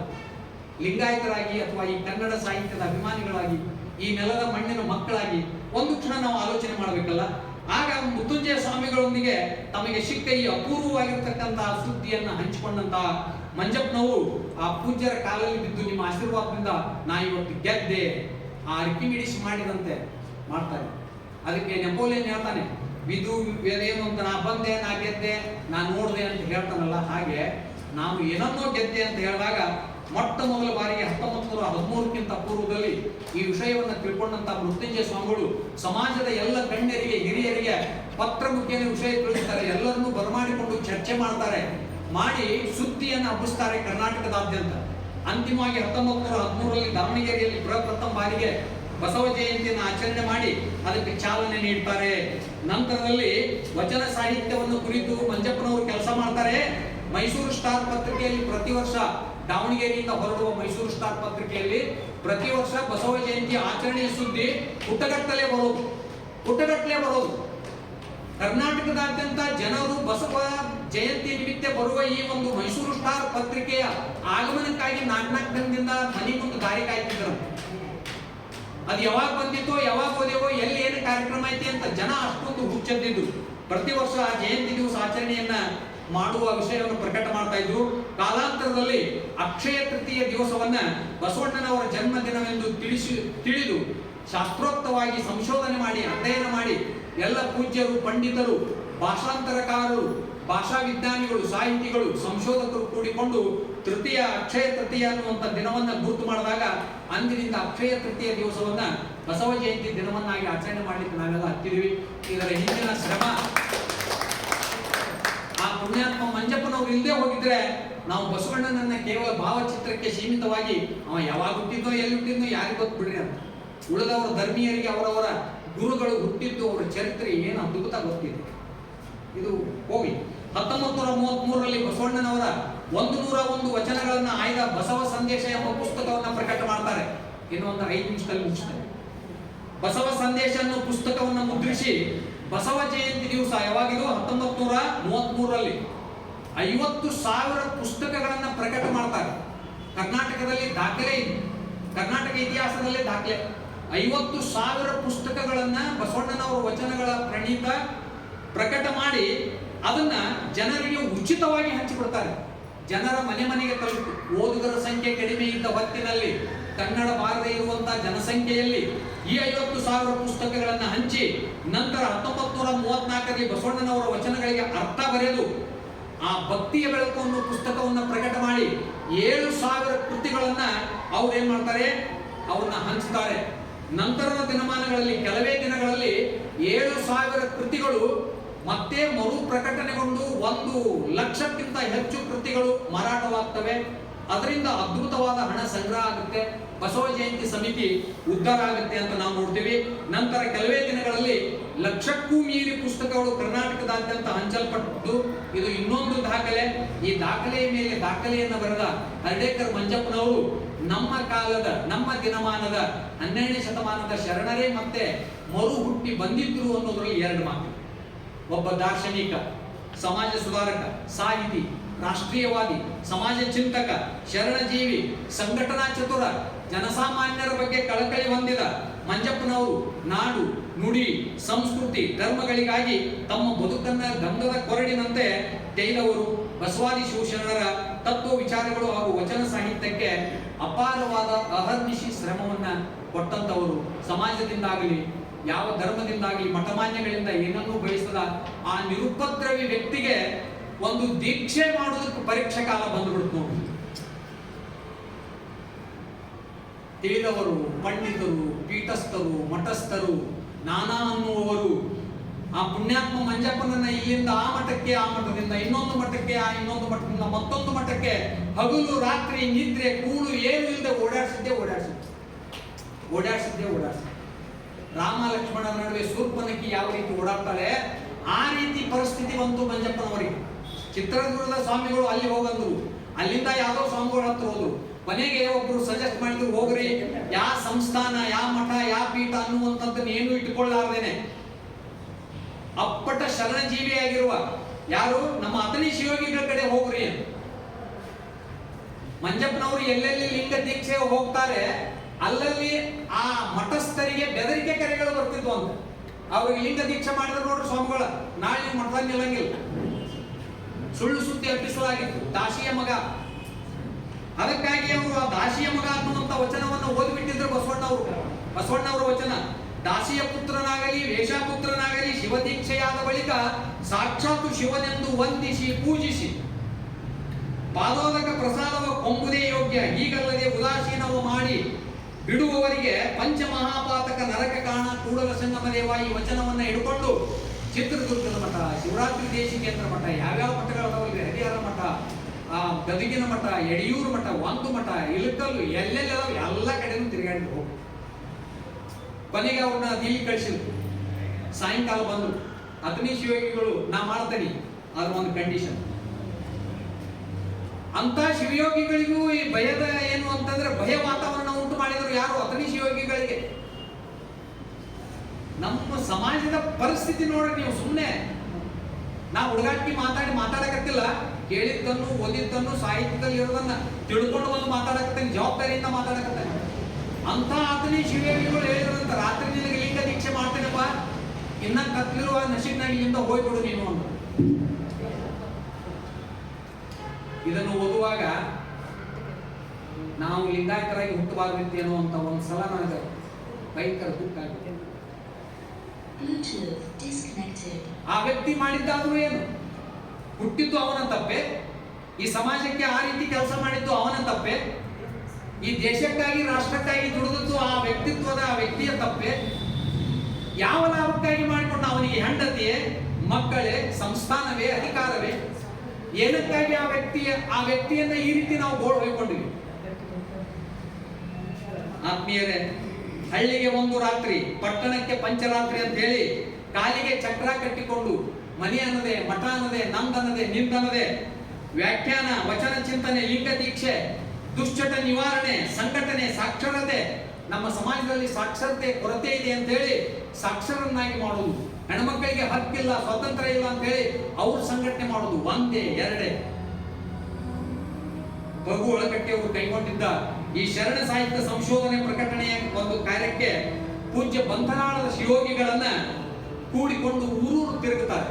ಎಲ್ಲೆಲ್ಲಿ ಹೋಗ್ತಾರೆ ನೋಡಿ, ಬಂಧನಾಳಕ್ಕೆ ಬರ್ತಾರೆ, ಬಿಜಾಪುರಕ್ಕೆ ಹೋಗ್ತಾರೆ, ಬೆಳಗಾವಿಗೆ ಬರ್ತಾರೆ. ಅವ್ರು ಮಾಡದೆ ಆಡದೆ ಹೆಜ್ಜೆ ಇಡದ ನೆಲ ಕರ್ನಾಟಕದಲ್ಲಿ ಯಾವುದಾದ್ರೂ ಉಂಟೆ? ಯಾವುದೂ ಇಲ್ಲ. ಅಪಾರವಾದ ಹಣವನ್ನ ಸಂಗ್ರಹಿಸಿ ಈ ಕಾರ್ಯಕ್ರಮದ ಹಮ್ಮಿಣಿಗೆ ಅರ್ಪಿಸ್ತಾರೆ. ಕೊನೆಗೆ ಶರಣರ ಬಗ್ಗೆ, ಶರಣ ಸಾಹಿತ್ಯದ ಬಗ್ಗೆ, ರಾಷ್ಟ್ರದ ಏಳಿಗೆಯ ಬಗ್ಗೆ, ಸಮಾಜ ಧರ್ಮದ ಸಂಘಟನೆಯ ಬಗ್ಗೆ 10 ಹಲವು ಪುಸ್ತಕಗಳನ್ನು ಬರೆದು ಪ್ರಕಟಿಸ್ತಾರೆ. ಜೊತೆಗೆ ಜನಸೇವಕನ ವಚನಗಳು ಅಂತ ಸ್ವಂತ ಒಂದು ಕೃತಿಯನ್ನು ಬರೀತಾರೆ. ಗ್ರಂಥ ಮಾಲೆಗಳನ್ನು ಸ್ಥಾಪನೆ ಮಾಡಿ ಬರೆಯುವವರಿಗೆ ಪ್ರೋತ್ಸಾಹ ಕೊಡ್ತಾರೆ. 10 ಕೃತಿಗಳನ್ನು ರಚನೆ ಮಾಡಿಸ್ತಾರೆ. ಆಲಮಟ್ಟಿಯಲ್ಲಿ ವೀರಶೈವ ವಿದ್ಯಾಲಯದ ಆರಂಭ ಮಾಡ್ತಾರೆ. ಅದ್ಭುತವಾಗಿ ನಡೀತದೆ. ಬಸವೇಶ್ವರ ಸೇವಾದಳವನ್ನು ಮಾಡ್ತಾರೆ. ಕಾಸ್ಬಾಗದಲ್ಲಿ ಇನ್ನೂ ಕೂಡ ಅದರ ಹೆಸರಲ್ಲಿ ಸಂಘಟನೆ ನಡೀತಾ ಇದೆ. ಬೆಳಗಾವಿಯಲ್ಲಿ ಮಂಜಪ್ಪನವರು ಪ್ರಥಮ ಬಾರಿಗೆ ಹೊರ ರಾಜ್ಯಗಳಿಗೆ ಬಸವಣ್ಣನವರನ್ನ ಪರಿಚಯಿಸಿದ ಕೀರ್ತಿಗೆ ಪಾತ್ರರಾಗ್ತಾರೆ. ಹಿಂದಿ, ಮರಾಠಿಯಲ್ಲಿ ಬಸವಣ್ಣನವರನ್ನ ಪರಿಚಯ ಮಾಡ್ತಾರೆ.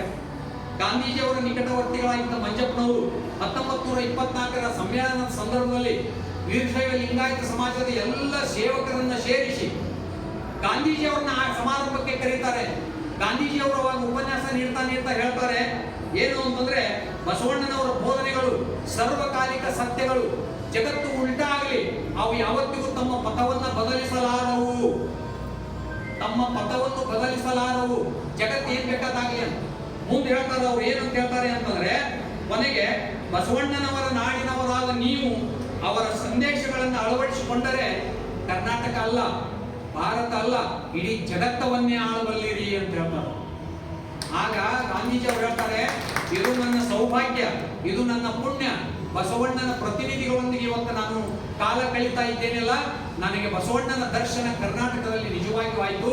ನನಗೆ ಇವತ್ತು ಮಹಾತ್ಮ ಅಂತ ಕರೀತಿರಲ್ಲ, ಅದರ ಅರ್ಥ ಇವತ್ತು ಗೊತ್ತಾಯ್ತು, ಆದ್ರೆ ನಾನು ಮಹಾತ್ಮನಲ್ಲ, ನಿಜವಾದ ಮಹಾತ್ಮ ಬಸವಣ್ಣ ಅಂತ ಹೇಳ್ತಾರೆ. ನೋಡ್ರಿ, ಮಹಾನ್ ವ್ಯಕ್ತಿಗಳ ಮಹತ್ವ ಮಹಾನ್ ವ್ಯಕ್ತಿಗಳಿಗೆ ಗೊತ್ತು. ಹಾಗಾಗಿ ಅಕ್ಕ ಮಹಾದೇವಿ ಜಯಂತಿ ಆಚರಣೆಯನ್ನು ಆರಂಭಿಸಿದವರು ಹರ್ಡೇಕರ್ ಮಂಜಪ್ಪನವರೇ. 1983-88ರಲ್ಲಿ ಕರ್ನಾಟಕದ ಸರ್ಕಾರ ಅದೊಂದು ಕೆಲಸ ಮಾಡಿತು. ಇವರ ಜನ್ಮ ಶತಮಾನವನ್ನು ಆಚರಿಸಿ ಗೌರವವನ್ನು ಸಲ್ಲಿಸಿತು. ಅದ್ಭುತವಾದ ವಿಚಾರ. ಬಸವ ಗುರುವಿನ ಇಷ್ಟಲಿಂಗದ ಆವಿಷ್ಕಾರ ಮತ್ತು ಆ ತತ್ವ ಚಿಂತನೆಯನ್ನು ತಿಳಿದುಕೊಂಡ ಅವರು ಇಷ್ಟಲಿಂಗ ದೀಕ್ಷೆಗಾಗಿ ಪಟ್ಟ ಕಷ್ಟವನ್ನ ನಾವು ನೀವೆಲ್ಲ ಇವತ್ತು ತಿಳ್ಕೊಂಡಿದ್ದೇವೆ.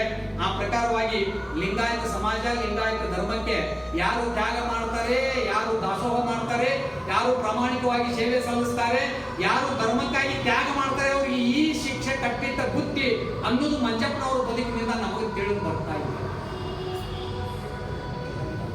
ನಮ್ಮ ಸಮಾಜಕ್ಕೆ ಸೇವೆ ಸಲ್ಲಿಸಿದವರು, ನಮ್ಮ ಸಮಾಜದವರನ್ನ ಚುನಾವಣೆಯಲ್ಲಿ ಹ್ಯಾಂಗೆ ಸೋಲಿಸ್ತೇವೆ ನಿಮಗೆ ಗೊತ್ತೈತೆ. ರಾಜಕಾರಣ ಮಾತಾಡೋದು ಬ್ಯಾಡ ಅಂದ್ರೂ ಬಂದ ಬರ್ತದೆ. ಏನ್ ಮಾಡಿ, ನಮ್ಮ ಲಿಂಗಾಯತ ಸಮಾಜದ ಬಗ್ಗೆ ಚಿಂತನೆ ಇಲ್ಲ ಅಷ್ಟೇ, ನಾವು ಸೋಲ್ಸೇ ಬಿಡ್ತೇವೆ ನಮ್ಮವ್ರನ್ನ. ಇಷ್ಟಲಿಂಗ ಪಡೆಯೋದಕ್ಕೆ ಅನೇಕ ಮಠಾಧೀಶರ ಕಡೆ ಹೋಗ್ತಾರೆ ಅನ್ನೋದನ್ನು ಚರ್ಚೆ ಮಾಡಿದ್ವಿ. ಕೊನೆಗೆ ಶಿವಯೋಗಿಗಳ ಕಡೆಯಿಂದ ಇಷ್ಟಲಿಂಗ ದೀಕ್ಷೆಯನ್ನು ಪಡೆದುಕೊಂಡ ಅವರು ಅಂತಿಮವಾಗಿ ಸಂತುಷ್ಟರಾಗ್ತಾರೆ ಅಂತ. ಅವರ ಕೃತಿಗಳು ಅದ್ಭುತ ಕೃತಿಗಳು. ಸ್ವಕರ್ತವ್ಯ ಸಿದ್ಧಾಂತ, ಬುದ್ಧಿಯ ಮಾತು, ವಾರದ ಮಲ್ಲಪ್ಪನವರ ಚರಿತ್ರೆ, ಸ್ತ್ರೀ ನೀತಿ ಸಂಗ್ರಹ, ಆರೋಗ್ಯ ಜೀವನ, ಬುದ್ಧ ಚರಿತ್ರೆ, ಗಾಂಧಿ ಚರಿತ್ರೆ, ರಾಮತೀರ್ಥರ ಉಪನ್ಯಾಸ, ಭಾರತೀಯರ ದೇಶಭಕ್ತಿ, ಬಸವ ಚರಿತ್ರೆ, ಆಧುನಿಕ ಭಾರತೀಯರ ದೇಶಭಕ್ತಿ, ಆಧುನಿಕ ಜರ್ಮನಿ, ವೀರಶೈವ ಸಮಾಜ ಸುಧಾರಣೆ, ಕೇರಹಾರ್ದಿ, ಗಾದಿಶಾಸ್ತ್ರ, ಬ್ರಹ್ಮಚರ್ಯ, ಅಹಿಂಸೆ, ಸತ್ಯಾಗ್ರಹ ಧರ್ಮ, ಬಸವ ಬೋಧಾಮೃತ, ಸಂಬೋಧಸಾರ, ಎಚ್ಚೆತ್ತ ಹಿಂದೂಸ್ತಾನ, ಕಳೆದ ನನ್ನ 20 ವರ್ಷಗಳ ಕಾಣಿಕೆ, ಇನ್ನೂ ಮುಂತಾದ ಕೃತಿಗಳು. ಮಂಜಪ್ಪನವರ ಹೊಗಳಿಕೆ ತೆಗಳಿಕೆಗಳನ್ನು ಮೀರಿ ನಿಂತ ಸ್ಥಿತಪ್ರಜ್ಞ ವ್ಯಕ್ತಿ. 80ಕ್ಕಿಂತಲೂ ಹೆಚ್ಚು ಕೃತಿಗಳನ್ನು ಬರೆದವರು. ಎಂ ಕಲಬುರ್ಗಿ ಅವರು ಸಂಪಾದಿಸಿದ ಸಮಗ್ರ ಸಂಪುಟದಲ್ಲಿ ಅವೆಲ್ಲ ಪ್ರಕಟಗೊಂಡಿವೆ. ಹಾಲಪ್ಪನವರ ಕೃತಿ ರಾಷ್ಟ್ರ ಧರ್ಮ ದ್ರಷ್ಟಾರ ರಚನೆಯಾಗಿ ಬಿಡುಗಡೆಗೊಂಡು 60 ವರ್ಷಗಳು ಸಂದಿವೆ. ಇವತ್ತಿಗೂ ಕೂಡ ಆ ಕೃತಿಗೆ ತನ್ನದೇ ಆದ ಮಹತ್ವ ಇದೆ. ಇಂತಹ ಅದ್ಭುತವಾದ ವ್ಯಕ್ತಿ ಸಮಾಜಕ್ಕೆ ತನ್ನನ್ನೇ ಕೊಟ್ಟು, ಸಮಾಜವೇ ತಾನೆಂದು ತಿಳಿದು, ಧರ್ಮಕ್ಕೆ ತನ್ನನ್ನೇ ತ್ಯಾಗ ಮಾಡಿಕೊಂಡು, ಧರ್ಮವೇ ಇದು ಎಂಬುದನ್ನು ತಿಳಿಸಿಕೊಟ್ಟು, ಇಷ್ಟಲಿಂಗ ಅಂದ್ರೆ ಎಷ್ಟು ಕಷ್ಟ ಅನ್ನೋದನ್ನ ನಮಗೆ ಅರ್ಥ ಮಾಡಿಸಿ, ತಮ್ಮ ಬದುಕನ್ನ ಜನವರಿ 3, 1947ಕ್ಕೆ 61ನೇ ವಯಸ್ಸಿಗೆ ಕೊನೆಗೊಳಿಸ್ತಾರೆ. ಲಿಂಗದಲ್ಲಿ ಲೀನರಾಗ್ತಾರೆ. ಆ ಲಿಂಗ ಇವತ್ತ ನಮ್ಮ ಸಮಾಜ ಧರ್ಮವನ್ನ ಬೆಳಗಬೇಕಾಗಿತ್ತು. ಆ ಲಿಂಗವನ್ನ ನಾವು ಮುಚ್ಚಿಟ್ಟು ಅದರ ಬೆಳಕನ್ನ ಕತ್ತಲೆ ಮಾಡಿದ್ದೇವೆ. ಲಿಂಗೈಕ್ಯರಾದ ನಂತರದಲ್ಲಿ ಮಂಜಪ್ಪನವರ 60ನೇ ಹುಟ್ಟುಹಬ್ಬದ ನಿಮಿತ್ತ ಪ್ರಗತಿ ಗ್ರಂಥ ಪ್ರಚಾರ ಸಮಿತಿ ಅನ್ನುವಂಥದ್ದು ಅವರು ಒಂದು ಸ್ಥಾಪನೆ ಮಾಡಿದ್ರು. ಈ ಪ್ರಕಾಶನ ಸಂಸ್ಥೆಯನ್ನು ಅಸ್ತಿತ್ವಕ್ಕೆ ತಂದ ಅವರು ನಂತರದಲ್ಲಿ ಒಂದಷ್ಟು ಹಣ ಸಂಗ್ರಹಿಸಿದ್ರು. ಅಷ್ಟರಲ್ಲಿ ಅವರು ಅಕಾಲ ಮರಣಕ್ಕೆ ಈಡಾಗ್ತಾರೆ. ನಂತರದಲ್ಲಿ ಆ ಹಣವನ್ನ ಚೆನ್ನಪ್ಪ ಮೋಟ್ಗಿ ಎಂಬವರಿಗೆ ಹಸ್ತಾಂತರ ಮಾಡಲಾಗ್ತದೆ. ಅವರು ಅದನ್ನ ಶ್ರದ್ಧೆಯಿಂದ ಕಾಪಾಡಿಕೊಂಡು ಬರ್ತಾರೆ. ನಂತರದಲ್ಲಿ ಆ ಚೆನ್ನಪ್ಪ ಮೋಟ್ಗಿ ಅವರು ತಮ್ಮ ಮಗನಾಗಿರ್ತಕ್ಕಂಥ ವಿಜಯ ಮೋಟ್ಗಿ ಅನ್ನುವಂಥವ್ರಿಗೆ ಹಸ್ತಾಂತರ ಮಾಡ್ತಾರೆ. ಅವರು ಹಸ್ತಾಂತರಿಸಿ ಲಿಂಗೈಕ್ಯರಾಗ್ತಾರೆ. ಬೆಳಗಾವಿಯಲ್ಲಿ ವಕೀಲರಾಗಿದ್ದಂತಹ ವಿಜಯ ಮೋಟ್ಗಿ ಅವರು ಈ ಹಣವನ್ನ ಠೇವಣಿ ಇಡುತ್ತಾ ಅದನ್ನು 1 ಲಕ್ಷ ರೂಪಾಯಿಗಳನ್ನಾಗಿ ಮಾಡಿ ನಂತರ ಬಗಂ ತುರ್ಮರಿ ಅವರಿಗೆ ಅದನ್ನು ಹಸ್ತಾಂತರ ಮಾಡ್ತಾರೆ. ಬಗಂ ತುರ್ಮರಿ ಅವರ ಹೆಸರು ಈ ಭಾಗದಲ್ಲಿ ಬಹಳ ಪ್ರಚಲಿತ, ಬಹಳ ಧೀಮಂತ ಕವಿ ಮತ್ತೆ ಬರಹಗಾರರು. ಈ ಹಣವನ್ನು ಅವರು ಅವರಿಗೆ ನೀಡ್ತಾರೆ. ಪ್ರಗತಿ ಗ್ರಂಥ ಪ್ರಚಾರ ಸಂಸ್ಥೆಯ ಮೂಲಕ ಬಗಂ ತುರ್ಮರಿ ಅವರು ಮಂಜಪ್ಪನವರ ಅನೇಕ ಪುಸ್ತಕಗಳನ್ನ ಪ್ರಕಟಿಸ್ತಾರೆ ಎನ್ನುವಂಥದ್ರ ಮೂಲಕವಾಗಿ ಇವತ್ತು ನಾವು ನೀವೆಲ್ಲ ಒಂದಷ್ಟು ಹೊತ್ತು ಸಮಾಧಾನದಿಂದ ಕೂತ್ಕೊಂಡು ಮಂಜಪ್ಪನವರ ಚಿಂತನೆಯನ್ನು ಮಾಡಿದ್ವಿ. ಇನ್ನೂ ಅನೇಕ ವಿಚಾರಗಳು ಬಿಟ್ಟು ಹೋಗಿವೆ. ಅವನ್ನೆಲ್ಲ ಒಂದೇ ಉಪನ್ಯಾಸಕ್ಕೆ ಸೀಮಿತ ಮಾಡೋಕ್ಕಾಗೋದಿಲ್ಲ. ಆದರೆ ಸಾಧ್ಯವಾದಷ್ಟು ನನಗೆ ತಿಳಿದು ನಾನು ವಿಚಾರ ಮಾಡಿ ಓದಿಕೊಂಡ ವಿಚಾರಗಳನ್ನು ತಮ್ಮ ಎದುರಿಗೆ, ಅನುಭವಿಗಳು ಶರಣ ಜೀವಿಗಳ ಎದುರಿಗೆ ತರುವ ಪ್ರಯತ್ನವನ್ನು ನಾನು ಮಾಡಿದ್ದೇನೆ.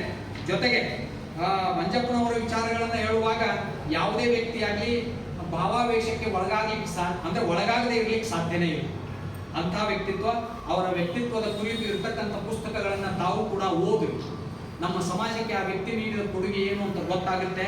ಕನ್ನಡ ಸಾಹಿತ್ಯ ಪರಿಷತ್ನಲ್ಲಿ ಮೇಲಿಂದ ಮೇಲೆ ಇಂತಹ ಅದ್ವಿತೀಯರ ಕುರಿತಾಗಿ ಉಪನ್ಯಾಸಗಳು ಜರುಗಬೇಕು. ಇದಕ್ಕೆ 1000 ಮಂದಿ ಅಲಕ್ಷಿತರಿಗಿಂತ 10 ಮಂದಿ ಲಕ್ಷಿತರು ಬಹಳ ಮುಖ್ಯ. ಅವರು ಲಕ್ಷಕ್ಕೆ ಸಮಾನ ಅನ್ನುವಂಥ ಮಾತನ್ನು ಹೇಳ್ತಾರೆ. ಇವತ್ತ ಕನ್ನಡ ಸಾಹಿತ್ಯ ಪರಿಷತ್ ಬೆಳಗಾವಿ ಜಿಲ್ಲಾ ಕನ್ನಡ ಸಾಹಿತ್ಯ ಪರಿಷತ್ ವತಿಯಿಂದ ಮೆಣಸಿನಕಾಯಿ ಸರ್ ಅವರು ಫೋನ್ ಮಾಡಿ ಇಂಥ ಒಂದು ವಿಚಾರದ ಬಗ್ಗೆ ಉಪನ್ಯಾಸ ನೀಡಿದೆ ಅಂದಾಗ ಖುಷಿ ಆಯಿತು. ಯಾಕಂದರೆ ಶರಣರ ಬಗ್ಗೆ ಅಭ್ಯಾಸ ಮಾಡೋದು, ಅವರ ಕಾರ್ಯ ಚಟುವಟಿಕೆಗಳು ಚಿಂತನೆಗಳನ್ನು ನಾವು ಕೂಡ ಅಭ್ಯಾಸ ಮಾಡಲಿಕ್ಕೆ ಅವಕಾಶವನ್ನು ಕೊಟ್ಟಂತೆ, ಇಂಥ ಸುವರ್ಣ ಅವಕಾಶವನ್ನು ಮಾಡಿಕೊಟ್ಟಂತಹ ನಮ್ಮ ಬೆಳಗಾವಿ ಜಿಲ್ಲಾ ಕನ್ನಡ ಸಾಹಿತ್ಯ ಪರಿಷತ್ ಅಧ್ಯಕ್ಷರಾಗಿರ್ತಕ್ಕಂತಹ ಶರಣೆ ಶ್ರೀಮತಿ ಮಂಗಳಾ ಮೇಡಮ್ ಅವರಿಗೂ, ಕಾರ್ಯದರ್ಶಿಗಳಾಗಿರ್ತಕ್ಕಂತಹ MY ಮೆಣಸಿನಕಾಯಿ ಸರ್ ಅವರಿಗೂ, ಎಲ್ಲ ಸಂಘಟಕರಿಗೂ ವಿಶೇಷವಾಗಿ ಅವರ ಜವಾಬ್ದಾರಿ ಕರ್ತವ್ಯ ಅಂತೇಳಿ ಅವರು ಪ್ರತಿ ತಿಂಗಳು ಮಾಡ್ತಾನೆ ಇರ್ತಾರೆ. ಅವರೊಂದಿಗೆ ತಾವು ಎಲ್ಲ ಬಂದು ಸಮಾಧಾನದಿಂದ ಸಾಕು ಬಿಡ್ರಿ ಅನ್ಲಿಲ್ಲಲ್ಲ. ಅದಕ್ಕೆ ನಾನು ನಿಮಗೆ ಕೃತಾರ್ಥನಾಗಿದ್ದೇನೆ. ಜೊತೆಗೆ ಮಂಜಪ್ಪನವರ ವಿಚಾರವನ್ನ ನಾವು ಸಾಕಷ್ಟು ಬಾರಿ ಬೇರೆ ಬೇರೆ ಕಡೆ ಚಿಂತನ ಮಂಥನ ಮಾಡಿದ್ವಿ. ಆದರೆ ನಮಗೂ ಕೂಡ ಅವರ ಹುಟ್ಟಿನ ಬಗ್ಗೆ ಇರತಕ್ಕಂಥ ಸಂಶೋಧನೆ, ನಾನು ಮುರುಘಾ ಮಠದ ಸ್ವಾಮಿಗಳು, ಗದಗಿನ ದೊಡ್ಡ ಅಜ್ಜವರು, ಈಗಿರುವ ಅಜ್ಜವರು, ಇಳಕಲ್ಲದ ದೊಡ್ಡ ಮಹಾಂತ ಅಬ್ಬುಗಳು, ಈಗಿರುವ ಸ್ವಾಮಿಗಳು ಚಿತ್ರಗಿ ಇಳಕಲ್, ಅವ್ರು ನಮ್ಮ ಸ್ನೇಹಿತರೇ. ನಾವು ಅವ್ರ ಕೂಡ ಮಠದಲ್ಲಿದ್ವಿ. ಅವ್ರ ಜೋಡಿ ಸಾಕಷ್ಟು ಚರ್ಚೆ ಮಾಡಿದಾಗ ಅದು ಯಾವಾಗ ಟೈಮ್ ಬಂದಾಗ ಗೊತ್ತಾಗತ್ತೆ, ಹೋಗೋ ಮಾರಾಯ ಅಂತಿದ್ರು ಅವರು. ಭೇಟಿಯಾದಾಗ ತಲೆ ತಿಂತಿದ್ದೆ. ಬಟ್ ನಮಗೆ ಕಳೆದ ಆಗಸ್ಟ್ನಿಂದ ನಮ್ಗೆ ಅದಕ್ಕೊಂದು ಅವಕಾಶ ಅಂತ ಒಂದು ವಿಷಯ ಸಿಕ್ಕು ನಮಗೂ ಕೂಡ ಬಹಳ ಹಗುರಾಗಿದೆ, ಮನಸ್ಸು ಖುಷಿಯಾಗಿದೆ. ಅವರ ಕುರಿತು ಉಪನ್ಯಾಸ ನೀಡೋದಕ್ಕೆ ಇನ್ನಷ್ಟು ಮತ್ತಷ್ಟು ಬಸವಾದಿ ಶಿವಶರಣರು ನಮಗೆ ಶಕ್ತಿ ನೀಡಲಿ, ಅವರ ಶರಣ ಸಂಕುಲವನ್ನು ಅವರು ಆಶೀರ್ವದಿಸಿ ರಕ್ಷಿಸಲಿ ಅಂತ ಹೇಳ್ತಾ ಈ 2 ನುಡಿ ಮುತ್ತುಗಳನ್ನು ಗುರು ಬಸವಣ್ಣನವರ ಪಾದಗಳಿಗೆ ಅರ್ಪಿಸಿ ನನ್ನ ಮಾತುಗಳಿಗೆ ವಿರಾಮ ನೀಡ್ತಾರೆ. ಎಲ್ಲರಿಗೂ ಶಾಂತಿ.